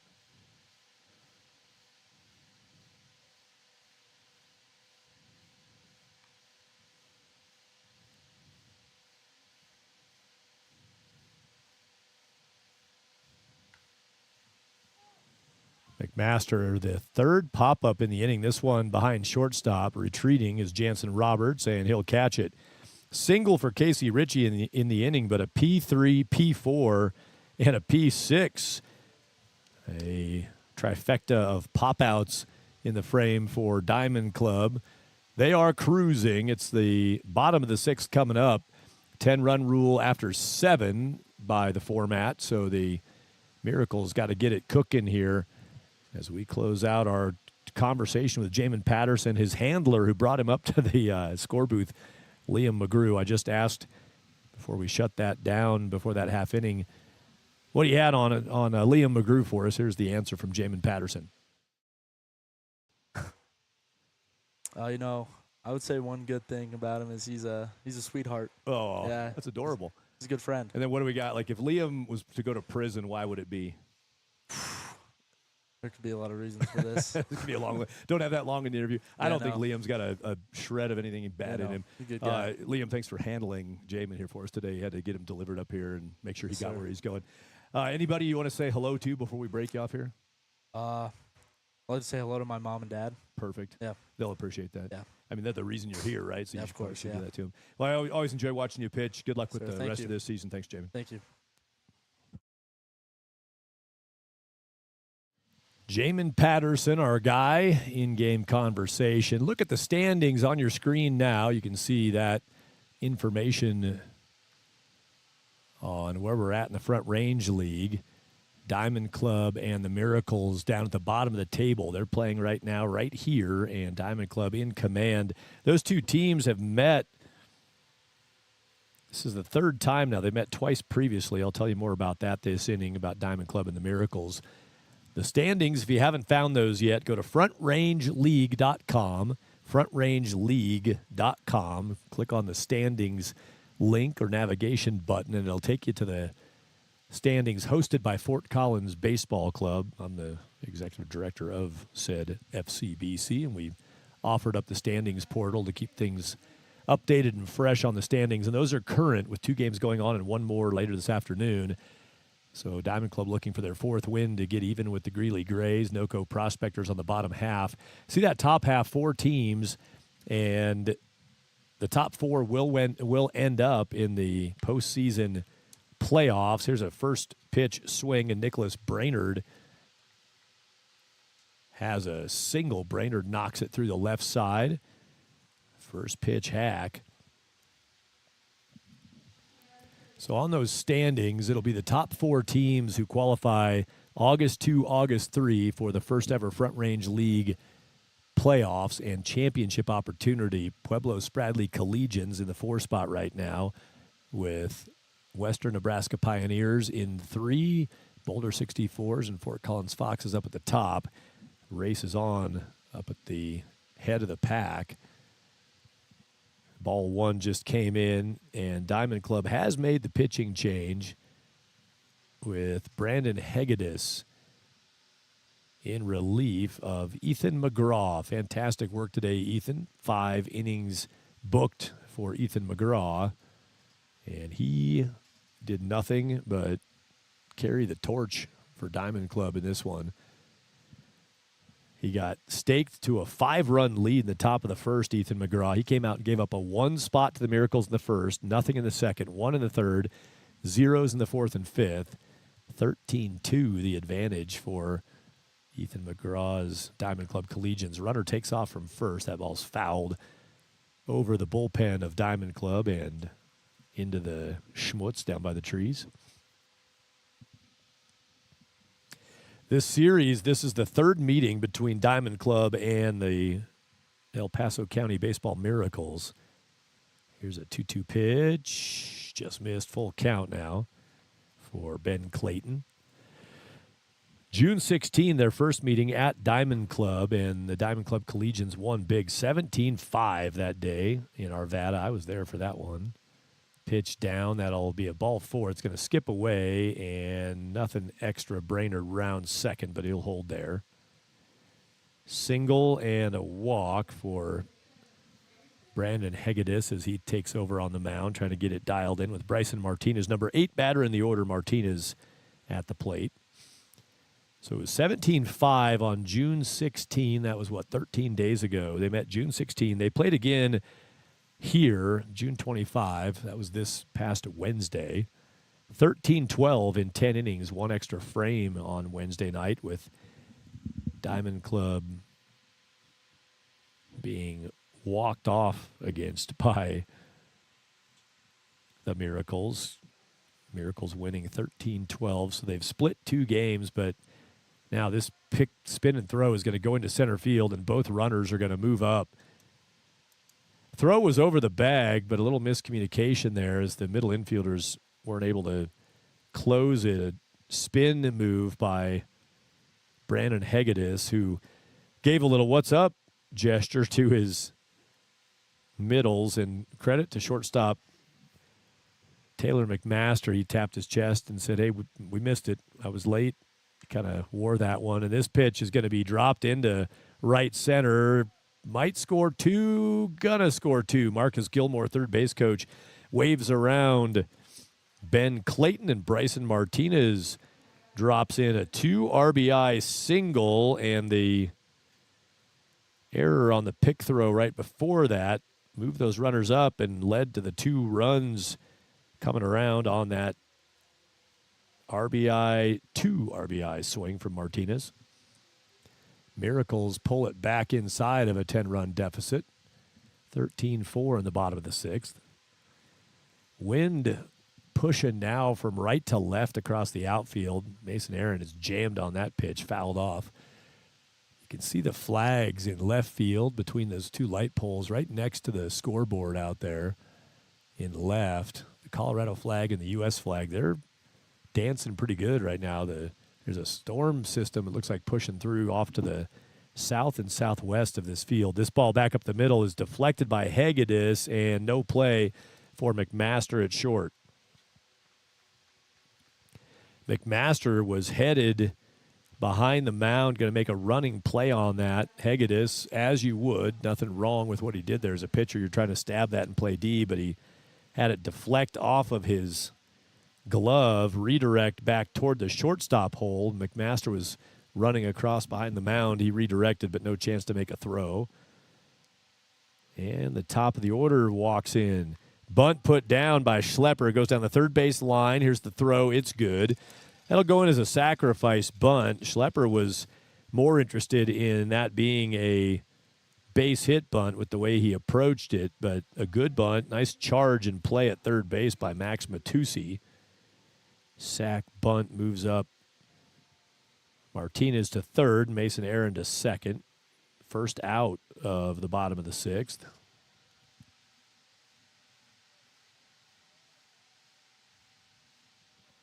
And good hitter Austin Reese gets to hit with 2 guys available in scoring position. Jansen Roberts, the on-deck batter.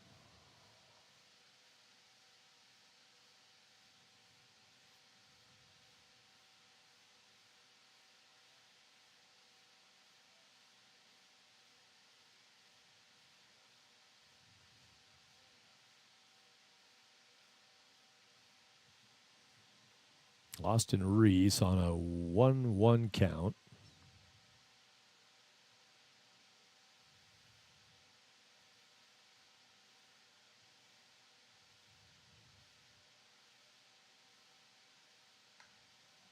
Reese to right. That ball down in the corner. It's fair. And Reese with that bouncing over the side wall. It'll be a double, and that'll hold up Mason Aaron. No, it shouldn't hold up Mason Aaron at third. Wait a minute. Now, do we have a foul call on it? Yeah, there's confusion there. That's a ground rule double. So Mason Aaron thought that they were being told foul. Instead, that should send Bryson Martinez and Mason Aaron to the plate. Mason's standing at third, but he was at second base, and he should be scoring on that. I'm not sure why he's standing down at 3. Yeah, now John Byington comes out of the dugout saying, guy was at second. He should be scoring. I think he's right. That will be the eventual outcome of this conversation. Runners were on second and third before the Reese blast down the right field line. It bounced just fair and kicked sideways toward foul and hopped over the sidewall. RBI on the swing for Reese. Yep, they're sending him home. That's the right call. So here comes Mason Aaron scoring. As everybody looks on, he comes to the plate. And that is the 6th run. 4 in the frame now for the Miracles. Getting off the mat here. Got a storm system pushing through to the southwest. I'm looking around at it. It's way out. You know, Pueblo's down that way if you look down to the south from this park. And it's kind of between Springs and Pueblo, it looks like, a little closer to Springs. And saw the wind now backing off a little bit, but that storm system pushing through. Hopefully that won't clip us at all, as the Miracles are trying to reassert themselves in the competition of this ball game. 9-inning game framed up. Miracles have just gotten themselves more relevant here in the bottom of the 6th with Jansen Roberts in. Still just 1 out. Austin Reese has 2 doubles in the game. He hit that thing well. 350 down the line. He hit it down where the little dirt wedge in fair territory. You can see it down the right side of your screen. Here's a swing from Roberts, fouled off the other way. If you look at the right side of your screen, down toward the foul pole that's on the very edge of your screen, there's that little fair territory wedge of dirt, and he bounced it over there, and that's with the spin he had on it as a righty, tailing it toward the foul pole. It bounced fair, checked sideways, and went over the side kind of maintenance gate, the entrance gate in the right field corner. Roberts slices another one off, bangs it off of the cinder block building up above the grandstands. On a 1-2 count. The Diamond Club apparently, sometimes you get that deal where you change out a pitcher. Ethan McGraw just kind of had him, was holding him down with the 2 runs. Brandon Hegedus throws it pretty well, but Miracles are just enjoying seeing another arm. Here's a tapper out in front of the plate. Mac Dossie makes the play. Tough throw angle for Dossie with Roberts running well down the line. Good play at catcher. Dossie picked it up and threw a dart right past the left shoulder of Jansen Roberts. Roberts, I love the attitude of Jansen. He's a cool guy to talk with pregame, good interaction. Roberts a little frustrated, not in any kind of inappropriate way, but understandably. He had a single in the first, popped out in the third to third base, strikeout in the 5th, and that little tapper in front of the plate just hasn't been squaring him the way that we've seen Jansen do it a lot of the Front Range League season. 2 outs, runner on third. Miracles would like this run. Trying to get Maddox Stahl to send Austin Reese to the dish with the 7th run of the game for the Miracles, who can look at making a late push here against Diamond Club. And they're not going to get that run in. Good pitch from Hegedus. Stahl swings out, and the Miracles put up a 4 in the 6th there. Not on the ropes for run rule. It was this inning coming up that would have been the run rule implication. They've got more gap to work with here after a productive bottom of the 6th. It's 13-6 the score into the 7th inning of a scheduled 9-inning ball game. Miracles back in it, going back to defense against the 3, 4, and 5 batters. Kai Douglas, the spot that Andrew Buckled took, number 4 in the order, is also due up, and Cale Corridon. Those are the 3 heading to the plate here against Sean Ironman for the Miracles on the mound.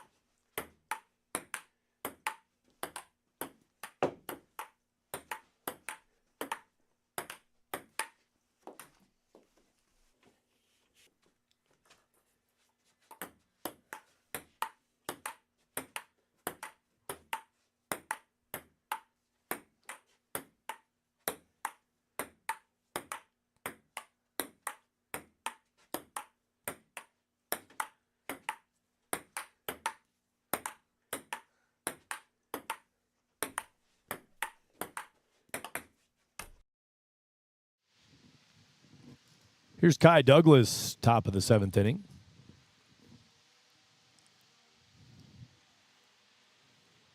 Swing and strike one. Sean Ironman extending his work today. Ironman gets strike one to start the 7th frame.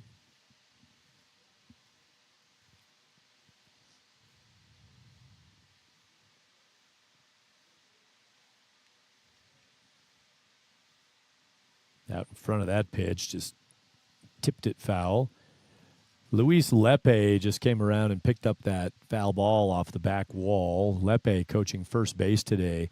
Brad Mulvaney, head coach for Diamond Club, flying solo. Tyler Novotny had some kind of he either said like a wedding shower kind of thing or for a friend, I believe. I don't know. I didn't get all the details on it, but referenced either, I don't think it was baby shower. I think it was some kind of a wedding situation that Tyler Novotny was involved in today. Assistant coach for Diamond Club is not on the trip to Colorado Springs. Taylor Gertz also coaches with this squad, father of Tanner Gertz, who batted leadoff and DH until being batted for by Baker last inning.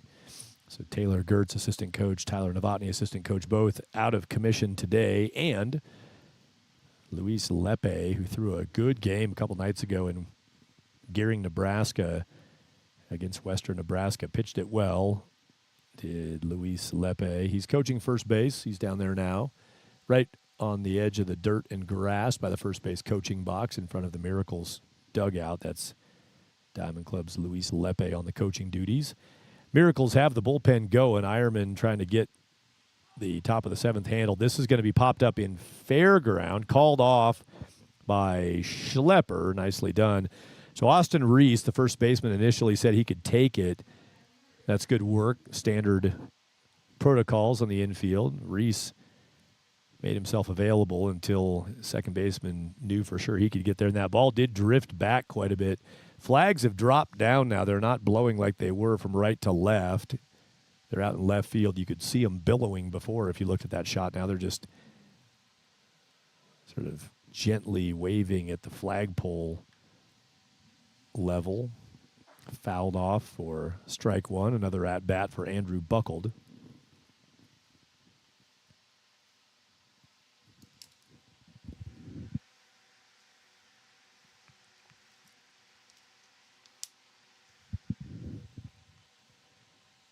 He chopped that foul at the plate, and again, this time, I don't know if they're going to need time. Plate umpire Tim Dumas picked it up and made the throw on it for Louis De La Cueva.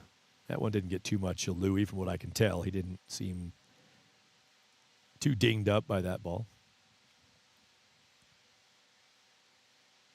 That one in the dirt.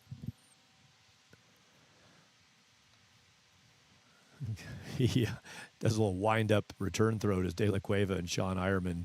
Big smile on his face. Louis always brings a little bit of a smile to the party. 1-2 pitch with one out. Down in the dirt. Picked up by Buckled. Buckled does a little catching himself. The batter here, Andrew Buckled. Catcher and outfielder.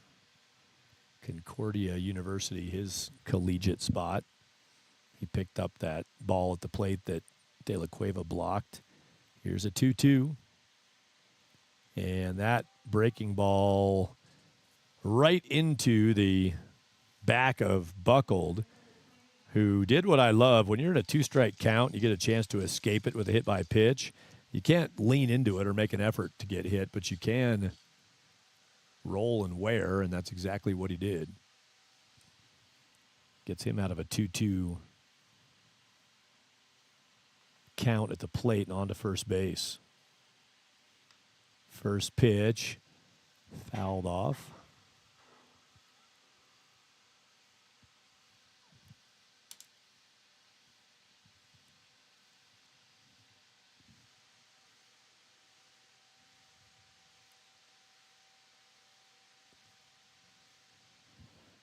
Oh, 1 count. Ironman steps back on. Again, the bullpen has a little something happening for the Miracles.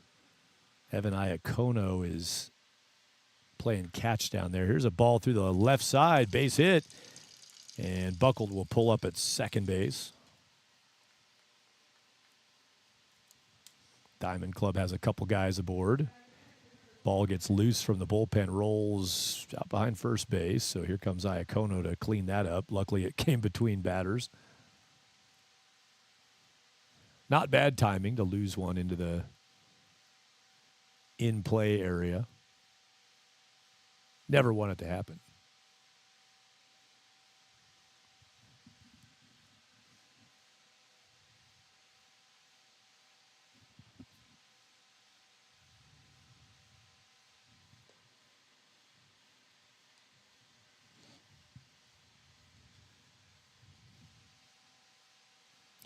Well, I'm doing a little searching here, and I don't have an answer for it.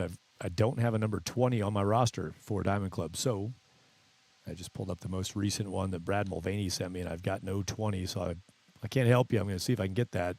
I'm sure somebody who's tracking this game knows exactly who that is, but I do not have the 411 on that. Fly out to left center from Mac Dawsey, 2 away. And this is Brock Mulvaney's spot. Going to get a pinch hit here. Cale Corridon was pinch hit for, again, number 20 is the jersey, but I don't have a reference to that for what I'm looking at.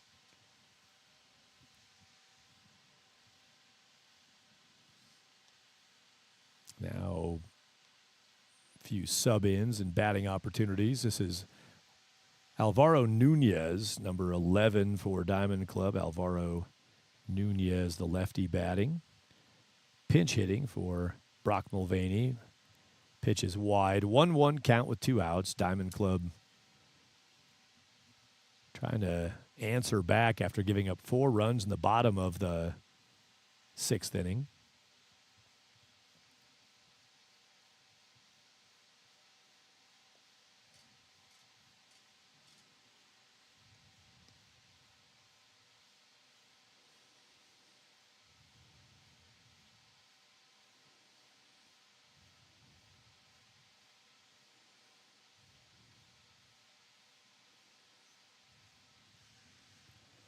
Pitch from Ironman. Crossed up Nunez. Alvaro tried to hold the swing back and grimaced, displeased with his approach on that offering. 2-2 count with 2 outs. Pitch from Ironman. Breaking ball back through the box. That's going to get through and score a run. Alvaro Nunez recovers in the count. And first and third off of the base hit. Andrew Buckled scores on that. Well done. Back up the middle for an RBI. Nunez produces.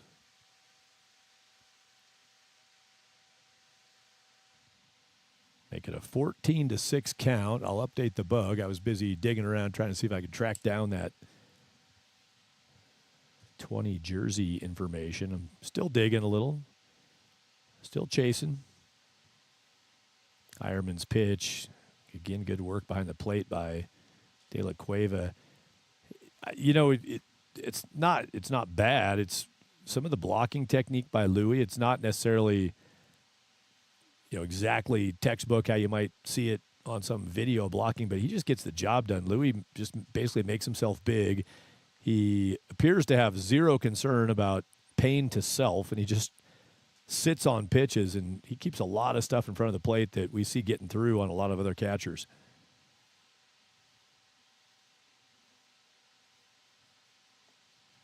Pitch down and away. It is a 2-1 count to Max Matusi.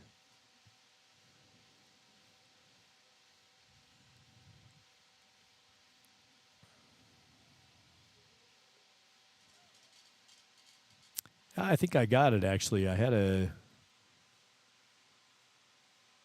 last night at Boulder. I'm trying to figure out where that note was. I did go around, and that's a little on me, too. I wrote it down on a different sheet, not on the roster I've got in front of me. There's a walk pitch to Max Matusi.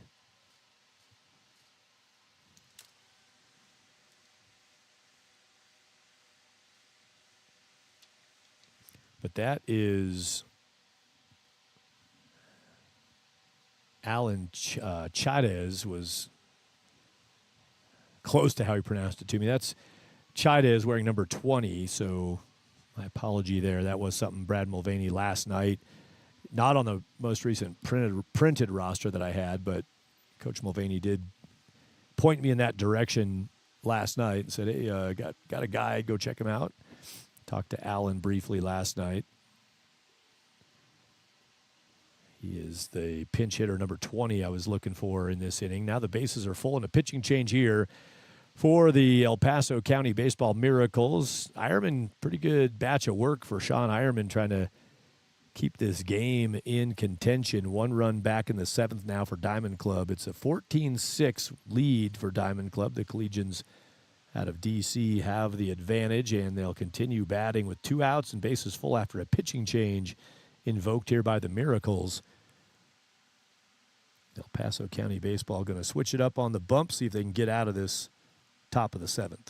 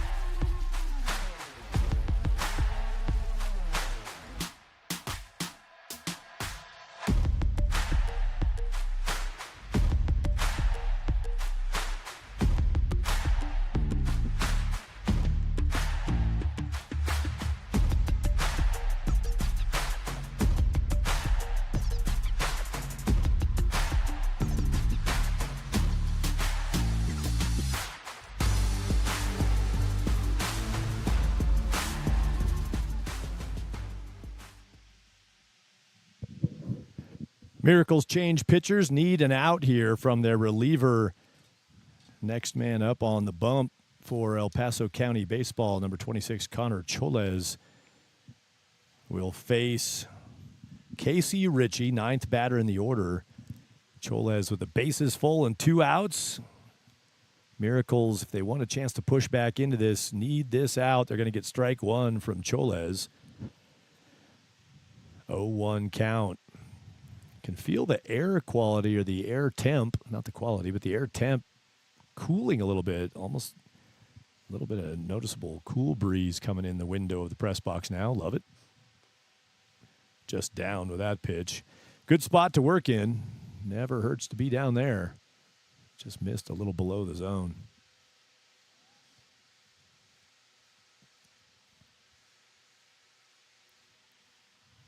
1-1 pitch, swing, and it's ticked foul off the end of the bat.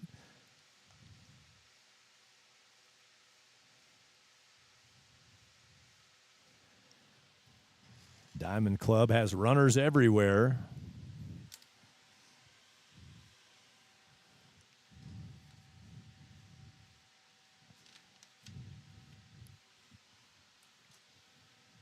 And he lost him. 1-2 pitch. Hits Casey Ritchie, who just turns and wears it and grabs an RBI. Choles was in good position to take out the final needed out of the top of the 7th, and instead it flips on him. Alan Chavez scores. And more work to do here for the Miracles to get out of it. They're now back. One more run in would throw it back into a potential run rule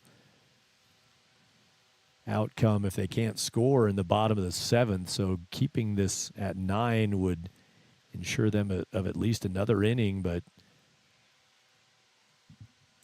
that outcome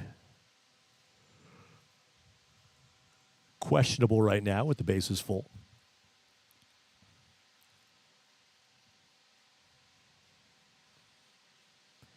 Miracles trying to add to the pitching staff, get a swing and a strike.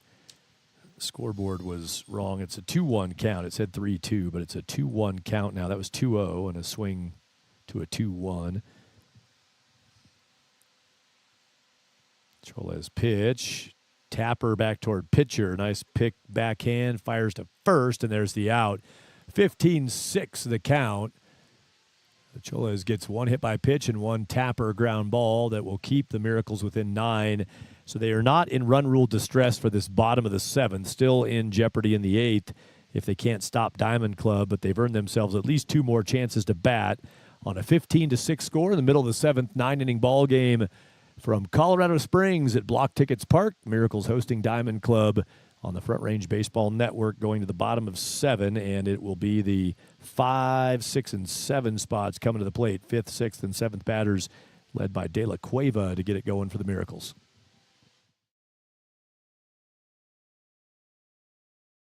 River Morgan presents famous baseball quotes. You tell me right now, Jimmy Morris. It's supposed to be hard. Always Bobby, involved. if it wasn't Killing hard, me. you Everyone can't would steal do second base. The and hard keep your foot is what on makes first. it great. You want to have a catch, Smalls?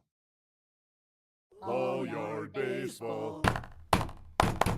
All yard baseball.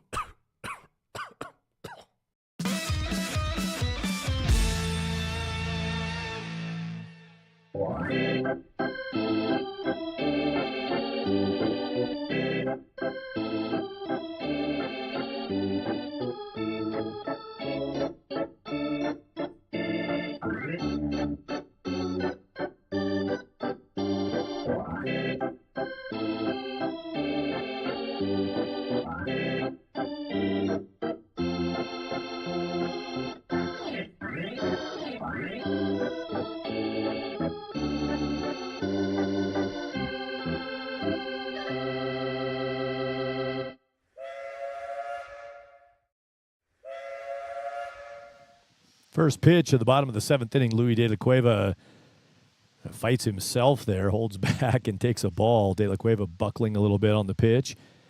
He'll see ball 1.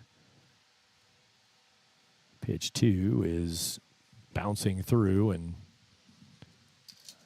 beyond.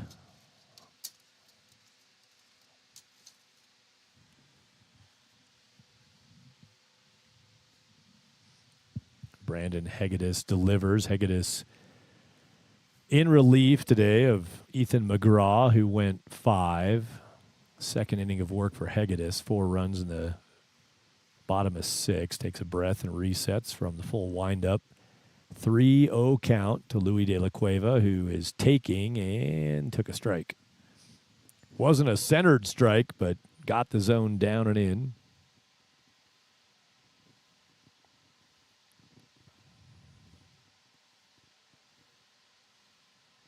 3-1 pitch. That will send the catcher De La Cueva on base.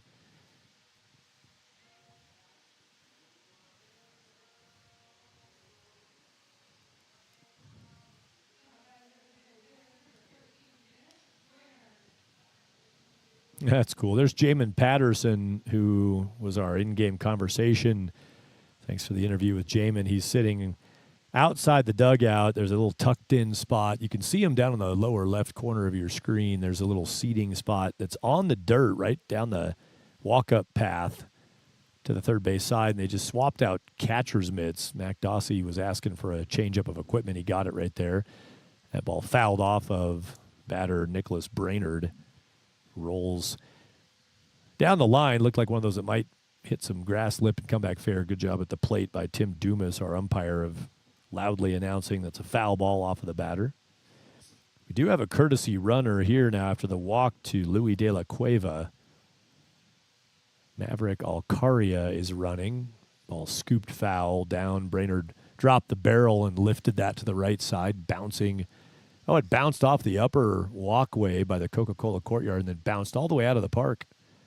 That one's rolling down the parking lot about right now.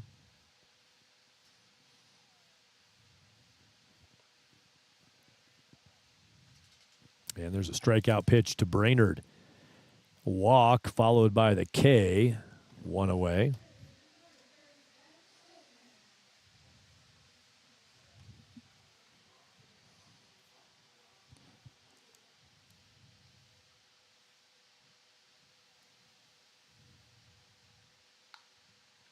This ball to left is hit well by Ben Clayton, and that's going to get down and left. Alcaria thinking about sending him. He's going to be held up at third. Throw coming in was not going to yield enough time for Alcaria to score. That's a well-barreled double to the left field corner. Ben Clayton gets into one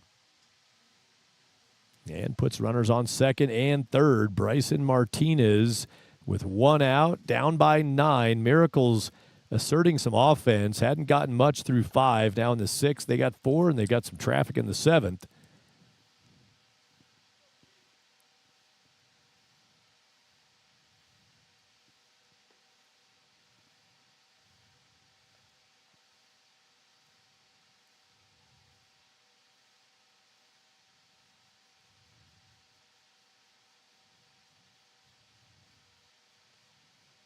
That one, Dossie tried to block, and Alcaria is going to retreat to third. Dossie had it get down on him. He got a good chunk of it, and it rolled down the walk-up path. Just talked about that path on the third base side.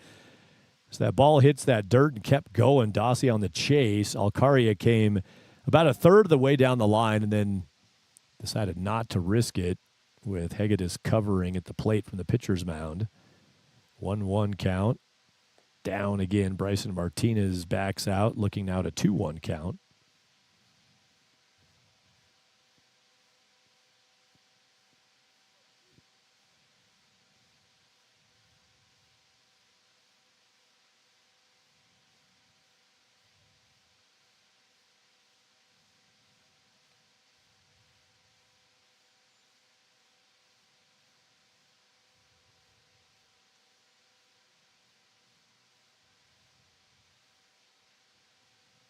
Three-one pitch. That is in. Bases are full for the Miracles. Martinez takes first on the walk. Second walk in the inning, a double from Ben Clayton. It's a high-scoring league in the Front Range League to this point, as we've all seen, and cashing in these runners, getting yourself inside somewhere into a 4 or 5 run range down the backstretch of a game. It's on.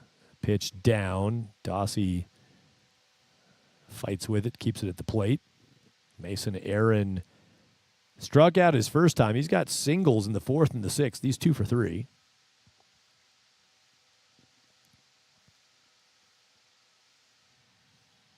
That ball does get through. Dossie couldn't get to it. Wild pitch, and a runner's in. The forces are off. Home comes Maverick Alcaria, the courtesy runner for Louis De La Cueva on a wild pitch. Back on the board go the Miracles, 2nd and 3rd with 1 out.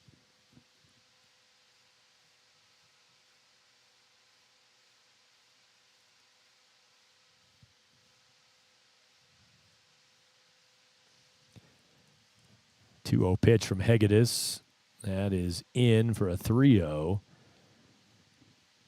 Going live right about now from City Park in Fort Collins. 64s and Prospectors will be coming up on the Front Range Baseball Network in moments. Boulder 64s at the NOCO Prospectors.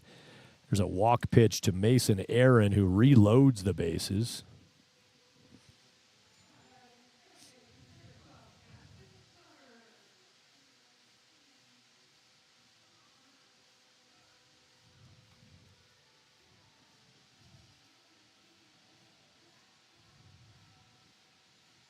Hegedus and Dossie talking at the mound. They've got the top of the order with Jackson Schlepper and the clearly dangerous Austin Reese on deck.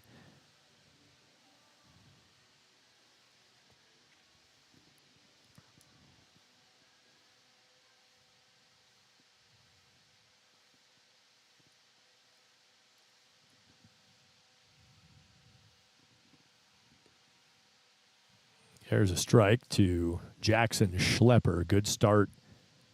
Needed that. Get ahead in the count. 0-1. Here comes Hegedus. Bases full for the Miracles. Missed there. Imagine Jackson Schlepper's going to take a run at patience here. Knowing Hegedus has walked 3 in the inning. Diamond Club bullpen not working right now. This ball chopped foul down the third base side.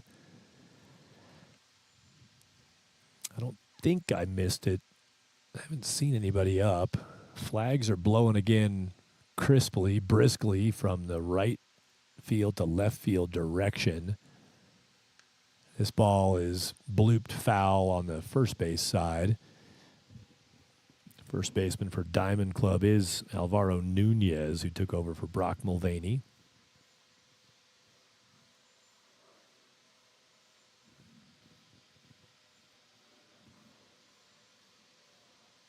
Swing and strikeout. Schlepper, that's a big out.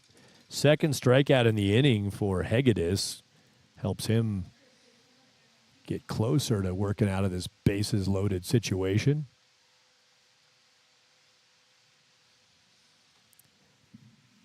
And at second base, Alan Chavez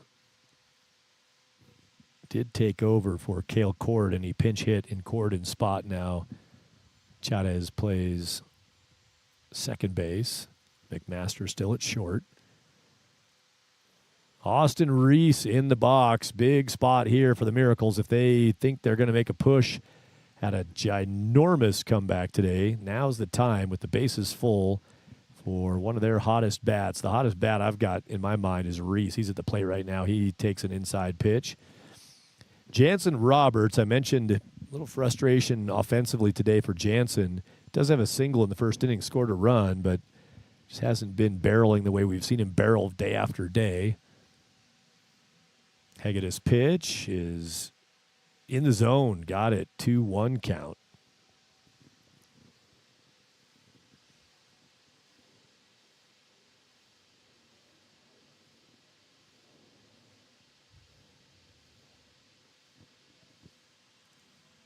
There's a strike at the plate. Ball bounces free. Dossie runs it down. Hegedus covers. No runner from third base. At third is Ben Clayton. Bryson Martinez, the runner at second. Mason Aaron at first. Austin Reese with 2 outs. He's got a 2-2 count.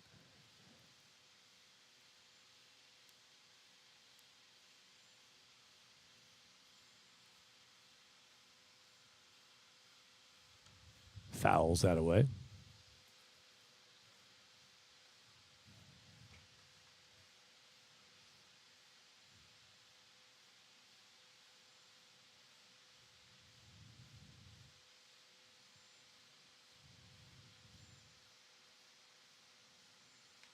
Reese scoops that toward right. That ball, that's going to hang up. Chavez makes the play. Leaning against that wind, blowing right to left, and Allen gloves it. Hangs on. Reese popped up by Hegedus.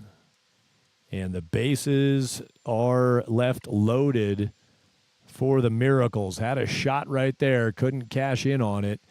Diamond Club, nice job getting out of that situation to maintain an 8-run lead, playing to the top of the 8th inning of a scheduled 9-inning ball game. Rolling along here in Colorado Springs, 15-7. Diamond Club on the road with the lead.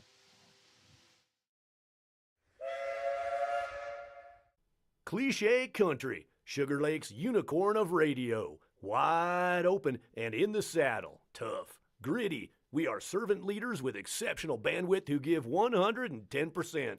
So open a can of worms and beat a dead horse. Get outside the box. 108.1 FM. Put a pin in it for a win-win situation. Sugar Lake's Cliche Country, 108.1 FM. It is what it is. You got this. Have a nice rest of your day.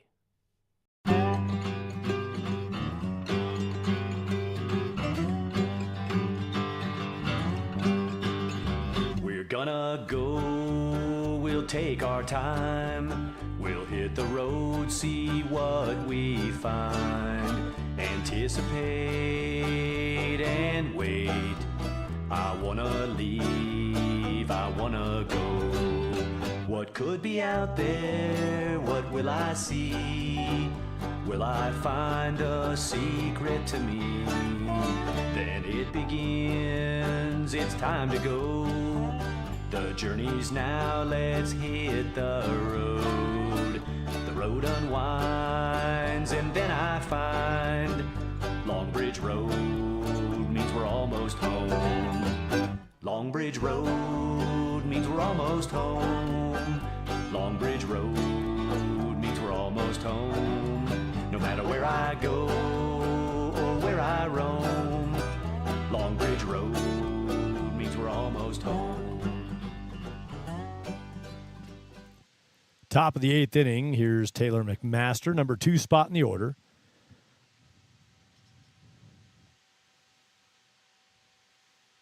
Back up on the hill for the Miracles is Connor Cholez. Came on to get out of the top of the 7th jam.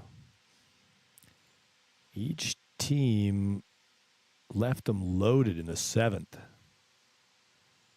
Diamond Club had Nunez, Matusi, and Ritchie on base, and Cholez got the tapper back to the mound for an out to close that frame. Clayton, Martinez, and Aaron were aboard moments ago.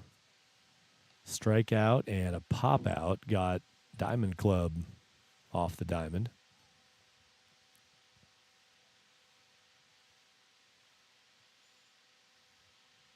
Again, these two teams have split 2 previous meetings this Front Range League season. And Taylor McMaster is going to take a free pass to start the top of the 8th. Diamond Club has interest in scoring 2 and holding here to close a run rule in 8. Still have that threat, and they've got their leadoff man aboard.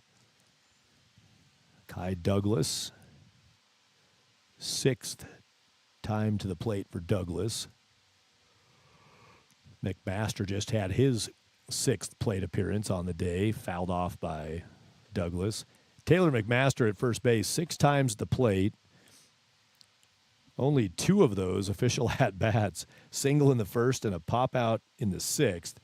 He had a walk in the 2nd. That does not count as an at-bat. Hit by pitch in the 3rd. That does not count as an at-bat. Sacrifice fly in the 4th. That's not an at-bat. And a walk in the 8th. That's not an at-bat. 6 plate appearances, and he's 1 for 2 on the day. Taylor McMaster. Kai Douglas, this his 6th time up, and every one of those has been an at-bat. He's 2 for 5 on the day. A couple groundouts, a pop-out, and 2 singles. He'll take for a 2-1 count. Connor Cholez knows he's got to get going on the zone here. He's in the heart of the order for Diamond Club. Andrew Buckled, pinch hitter, came on in the 4 spot for Blake Young. He'll bat next. Good stick here with Kai Douglas. Choles misses as he yanks that wide of the zone.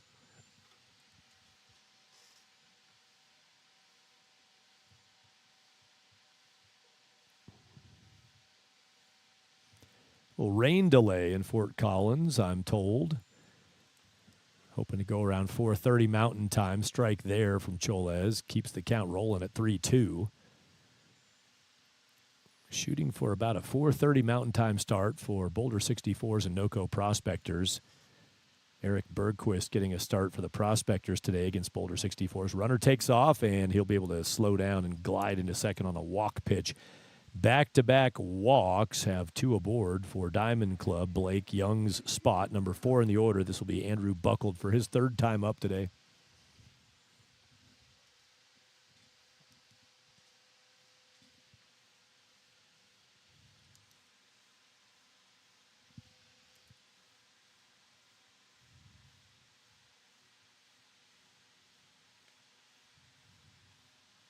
And a ball starts the count here. Choles got to find the zone. Nobody in the bullpen here, so Connor Choles being asked to make this inning work. He'll get a visit from his catcher. Louis De La Cueva out to the bump.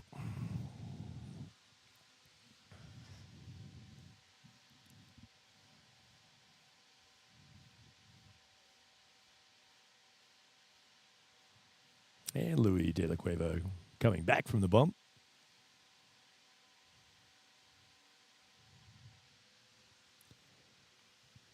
Miracles on D, looking at 2 runners with nobody out. Each team looking for their 4th win of the year. Nice visit, Louis De La Cueva. It worked. Strike delivered 1-1.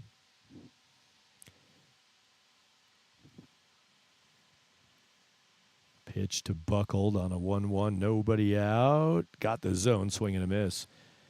Miracles had a 10-game losing streak from June 8 to June 23. Rough run. 10 games, the losing streak. Here's a 1-2 pitch. Fouled off. The last 3 games of that 10-game losing streak in the 20s of June, early 20s of June, last 3 games of the 10-game losing streak, they lost. Oh, no, check that. No, that was actually their last 3 games since before today. So let me reset my calendar there a little bit. 1-2 the pitch here. Yeah, they had the 10-game losing streak that went through the 23rd. They got a win, knocked down Diamond Club here on Wednesday, but then their most recent 3 games before today, they lost to Western Nebraska on Thursday, 24-2. Lost 2 games on Friday to Fort Collins Foxes, 17-7 and 14-1. All heavy, lopsided losses. Miracles down 15-7 here. Here's a 2-2 delivery. Runners take off, fouled off right side. Western Nebraska, one of the front runners in this league, obviously, and Fort Collins Foxes are the front runner in the league. Those are 2 tough opponents, but blowout wins for those visiting teams here in Colorado Springs. Playing today, the Miracles, and then they don't play again till Saturday, July 5, also on the 6th, but they're going to have a 5-day break the whole week, 5 weekdays, Monday through Friday. No games coming for the Miracles. Runners go again on 2-2, and De La Cueva eats that ball, doesn't try to make a throw on it, so stolen bases for both runners. Put them on second and third with nobody out. 3-2 pitch to Andrew Buckled from Connor Choles. Got him inside. Nice pitch on the inner part through the swing of Buckled. Well, there's a big first out, but got to need a big second out here to pour more water on this, the flames of this threat from Diamond Club Collegians, trying to push their lead back to 10 if they can cash in these 2 runners. Missed on pitch 1. Miracles will play on July 5 and July 6, and then again on July 10 after the All-Star break for the Front Range League, but they've got this week off. Didn't get a chance to talk to the Miracles players about what they're going to do with their open week that includes the 4th of July on Friday. Swing miss, and back in goes Alan Chavez with a 1-1 count. He'll chop that to short, spin throw to the plate. Tag goes down and out at the plate. Nice play from shortstop Jansen Roberts. Taylor McMaster made the right call. It's a chopper softly in the grass of the infield, but that's a good play at short by Roberts to throw out the runner at home. McMaster, that's a fielder's choice. Chavez on at first, and holding at second base is Kai Douglas.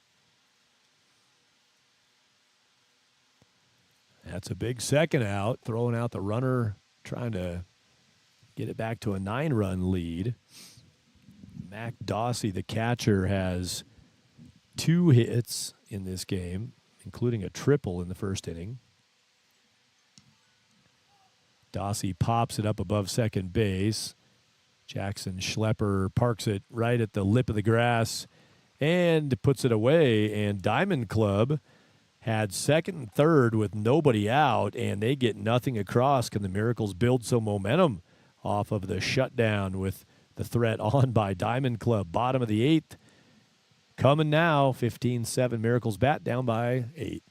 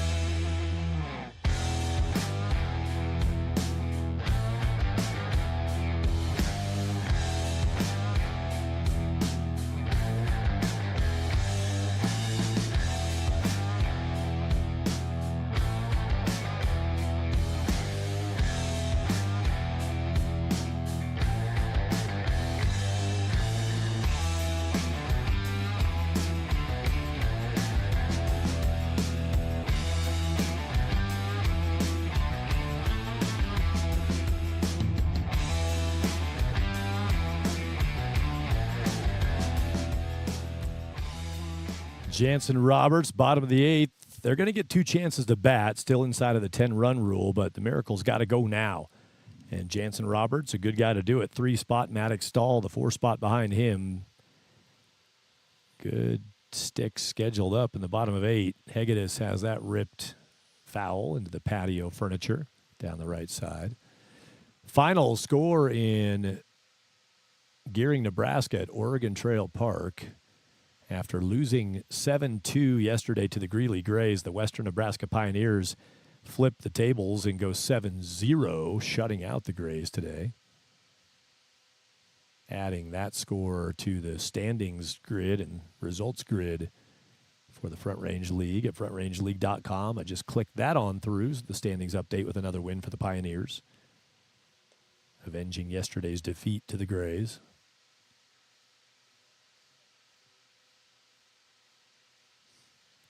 Pioneers now 24 completed games in the books. That is the most of any team in the league, 24 games played.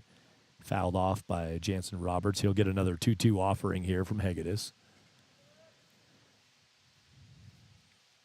Foxes are off today. They've played 19. Boulder 64 is waiting on a rain delay in Fort Collins with the NOCO Prospectors right now. They would be playing their 22nd game today. They're in second place behind the Foxes.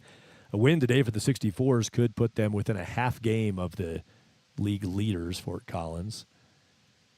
Western Nebraska now back within a game and a half of the Foxes and just a half game behind the Boulder 64s. Ball towards second. Roberts will ground out for the first out. Alan Chavez makes the play.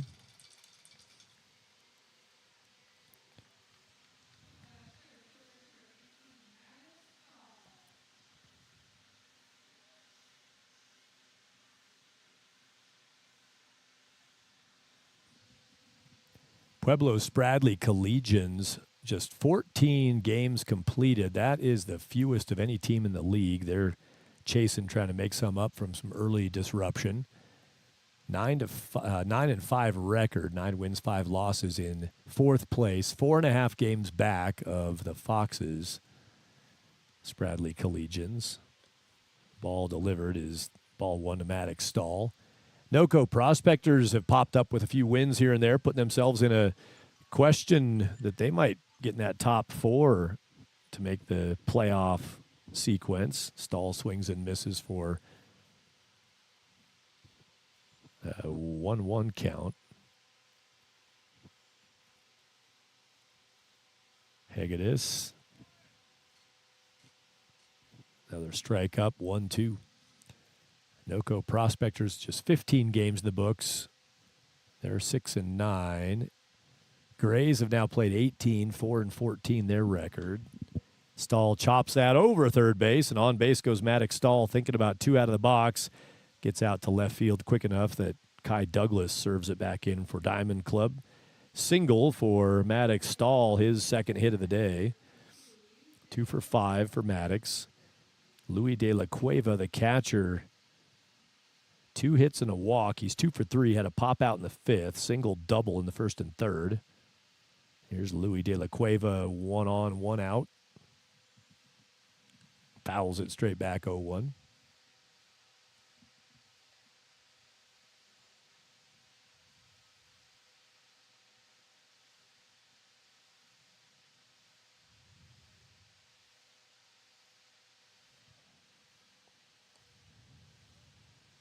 Takes to a 1-1 count. So the Greeley Grays at 4-14, they're 11.5 back, same as Diamond Club, 3-13 their record, 16 games played. They'll have 17 when this one concludes today. And the Miracles will have 22 games in the books. That is the second most of any team in the league, with the Pioneers having booked 24 games with today's 7-0 win over the Grays. Foul chop by De La Cueva, 1-2 count. But the Miracles getting a lot of ball played. They're sitting at the bottom of the standings grid. 22 games played when we finish up today. There's a strike 3 pitch looking De La Cueva. That's a good spot from Hegedus.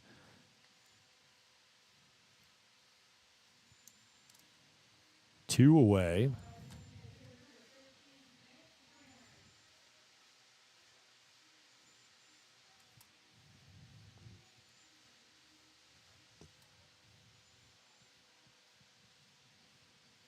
Nicholas Brainerd.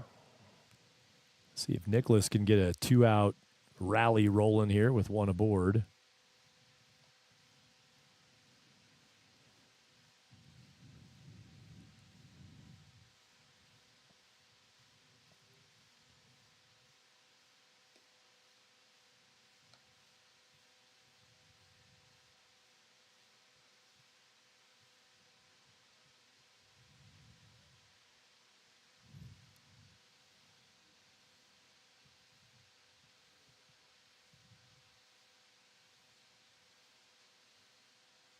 Hegedus pitch on 2-0 makes it a 3-0 count. Nicely blocked by Mac Dossie.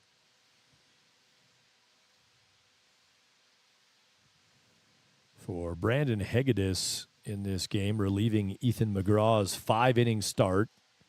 McGraw just 57 pitches thrown in 5 innings. 11.2-ish, whatever that would be. Walk pitch there to Brainerd.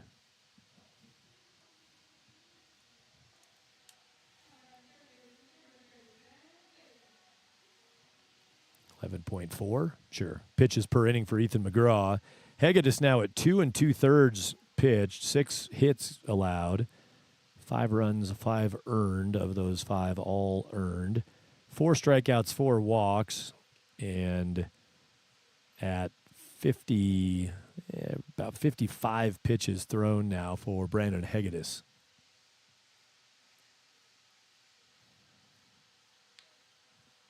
Ben Clayton doubled last inning, walked in the 6th, doubled in the 7th.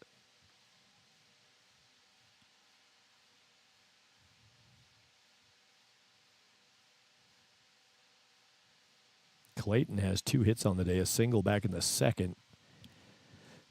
Swinging it well. A walk and a double against this arm. Hegedus, Clayton's had the better of the 2 appearances against him.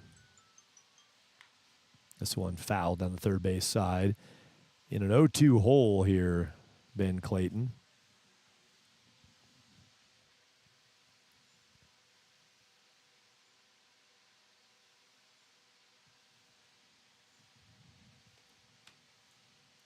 Strikeout pitch there. Hegedus gets him looking, and the Miracles won't push those 2 runners forward. The score sticks at 15-7. Final frame coming up. Miracles dodged the run rule today. With the 4-run 6, they put themselves back in contention. They'll get a bat in the bottom of the 9th. At a minimum, down by 8. Out comes Connor Cholez to try to clean off the top of the 9th and get him back one more shot at hitting for the Miracles here at their home park. Blocktickets Park in Colorado Springs. 9th inning coming up.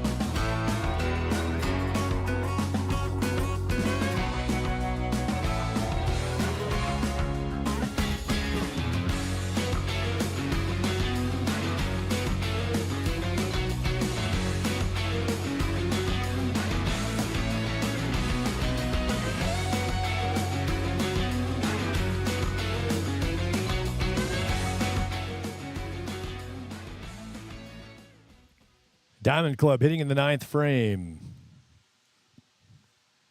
Alvaro Nunez fouls it away to open up our last go-round.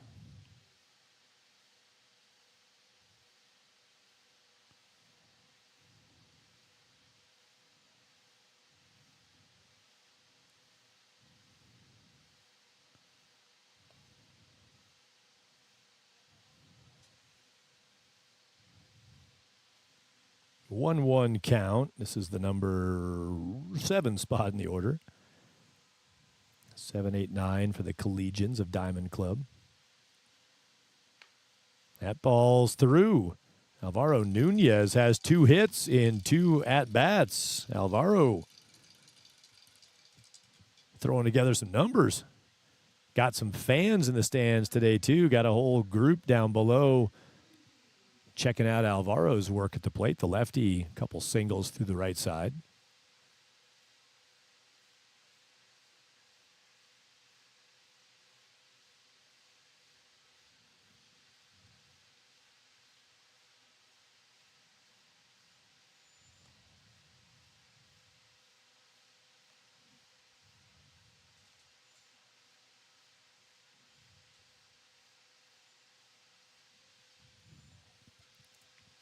64s and Prospectors are in action now in the top of the first after a brief rain delay. Running toward left center, that ball's going to get down, and Max Matusi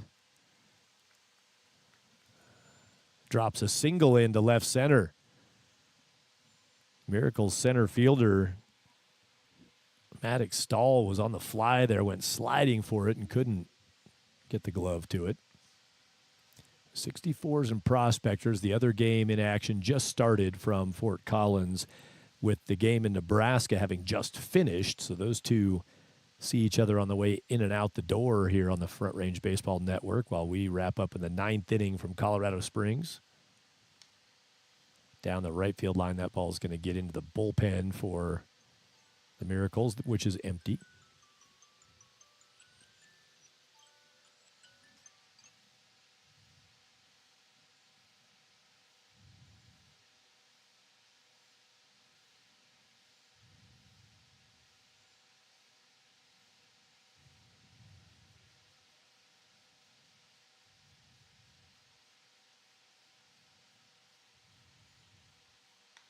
Ground ball, it's a roller to shortstop, 6-4. Alcaria turns it, not in time on the backside. Hard to get that one. That ground ball stuck in the grass and just worm burned out to shortstop, rolling its way instead of a couple of hops to speed up the travel over to third base. Goes Alvaro Nunez. Out at second is Max Matusi on the 6-4 fielder's choice feed. One away. Casey Ritchie reaches first on the fielder's choice by the defense, and Christian Baker is back in for Diamond Club. Slices that foul off the net above the Miracles' first base dugout.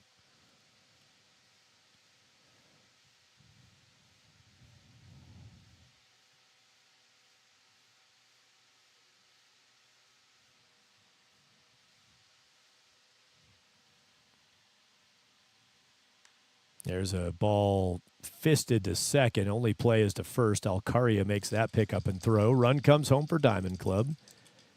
Christian Baker shakes the hands. That one vibrated and hurt. He gets an RBI out of that pain. As Alvaro Nunez scores. Casey Ritchie to second. Catching up on the bug. I'll just confess to that. I was dealing with trying to get the other game up and running on the Front Range Baseball Network stream and get you current now. That's the end of the top of the 9th. One run across for Diamond Club. Collegians score another one to get it to 16-7, and the last swings for the El Paso County Baseball Miracles. They've got 8-9-1. Martinez, Aaron Schlepper. Before they're looking at a 5-day break in games for the Miracles. This will be it until Saturday, July 5, when I think that actually is a run to Arvada that's being considered as maybe a double that day instead of Saturday and Sunday games. Figure that out on the schedule at frontrange.league.com. You can check that out this week to be sure what we got. But they'll have a 5-day break for sure. They're going to want to swing them here, get their money's worth in the 9th. Before a little break built into the schedule for the Miracles. Bottom of the 9th coming, 16-7. The lead with Hegedus back out for Diamond Club.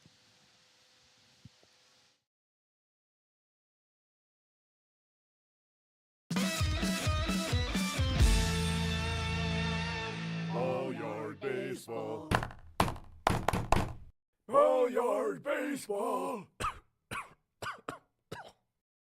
Tonight's game is brought to you by Can of Whoop. We all want to dominate. We all have those moments when we just can't find that next gear. When you can't find that next gear, try Can of Whoop. Pop the top and pour it on.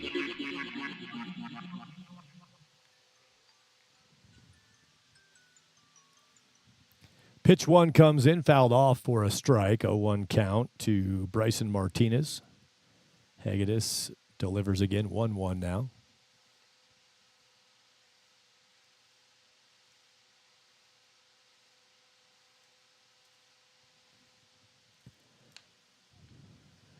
Two hopper to short that took a big hop on the second and jumps over the glove of Taylor McMaster. That'll go as a single for Bryson Martinez. McMaster was right on that ball. It just took a launch hop on the second hop. And McMaster was working down into fielding position, leapt up through the glove in the air. It bounced off the top of his webbing, but friendly hop on the home park gets Martinez aboard to lead off the inning. Mason Aaron now in. I couldn't quite tell if that hit the lip where the grass ends and the dirt begins.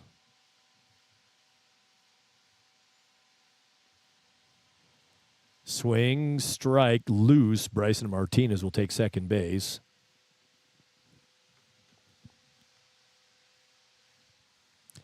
Diamond Club Collegians, 6 losses in a row.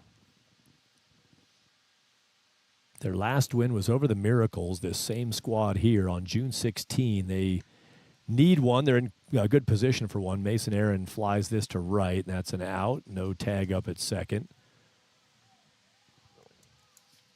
Mason Aaron fly out, one down. Right fielder Casey Ritchie showed off the arm on the throw over the top of second base, over to third. Top of the order, and it's Maverick Alcaria batting here in the number 1 spot in the order with Austin Reese due next. So Diamond Club, 6 straight losses. It's foul chopped by Alcaria for strike 1. Last win, June 16 over the Miracles, 13 days ago, trying to end this 6-game slide against the same team that they defeated 13 days ago. Hegedus pitch, missed by Alcaria, 0-2 count. Losses at home to Spradley Collegians twice and to the Fort Collins Foxes, all top half teams. They lost here at the Miracles on Wednesday in 10. They lost at Western Nebraska, did Diamond Club, after a pretty good fight through half of that game with the Pioneers, and then lost last night at Boulder in a thumping. Those are the 6 losses in a row that the Diamond Club Collegians are trying to put an end to today. They're the same way as the Miracles. This pitch got Maverick Alcaria. He backed away a little bit from a breaking ball on the inside part, and strikeout is 2 down. Diamond Club 1 out away from breaking that losing streak. And then they're off until Saturday, same as the Miracles. Both teams, no games scheduled this week, and they play each other on Saturday. Again, that might become a double if the field and umpires are available for it, because they were scheduled for Saturday, Sunday, July 5, July 6, but the coaches were talking here pregame today about maybe making that a 2 7-inning double. Pitch is out, and Austin Reese has a 2-0 count. The Diamond Club would love to get this win and spend the week getting some arms rested up, enjoying the end of that 6-game slide. Bouncer to short, stepping over that ball, the base runner, Bryson Martinez. That won't be enough to get Taylor McMaster off his job. Shortstop makes the play, and Diamond Club takes the win. Diamond Club Collegians snap the 6-game skid, taking out the El Paso County Baseball Miracles 16-7. Took that early big lead, went up 5-0 in the first, 9-0 after 2, 12-0 or 12-1, 5-1 after the first, 9-1 after the second. They were up 12-2 after the third and pushed on along for the 16-7 final count in this win over the El Paso County Baseball Miracles. Appreciate the hosting here at Blocktickets Park. Great job by the field crew and the staff here and the coaching staff of the Miracles, John Byington and Marcus Gilmore, hospitable hosts. Thanks to Brad Mulvaney for his efforts with Diamond Club and both the rosters and the dugouts for the enjoyability pre and post on these Front Range League matchups. That's it from Block Tickets Park. Thanks for joining us. I'm Thad Anderson. One more game going right now. Boulder 64s and NoCo Prospectors on the Front Range Baseball Network. Check that one out right now on our YouTube network. It's 64s Prospectors in Fort Collins. Diamond Club and the Miracles both off until Saturday when they meet each other again in Arvada at Ralston Valley High. Nate Journey Field will be the next time these two play, and they'll play each other again with the season series now sitting 2-1 in favor of Diamond Club. Miracles have a win. Diamond Club with 2. The Diamond Club on a 16-7 final score today. Thanks for joining us. So long from Colorado Springs.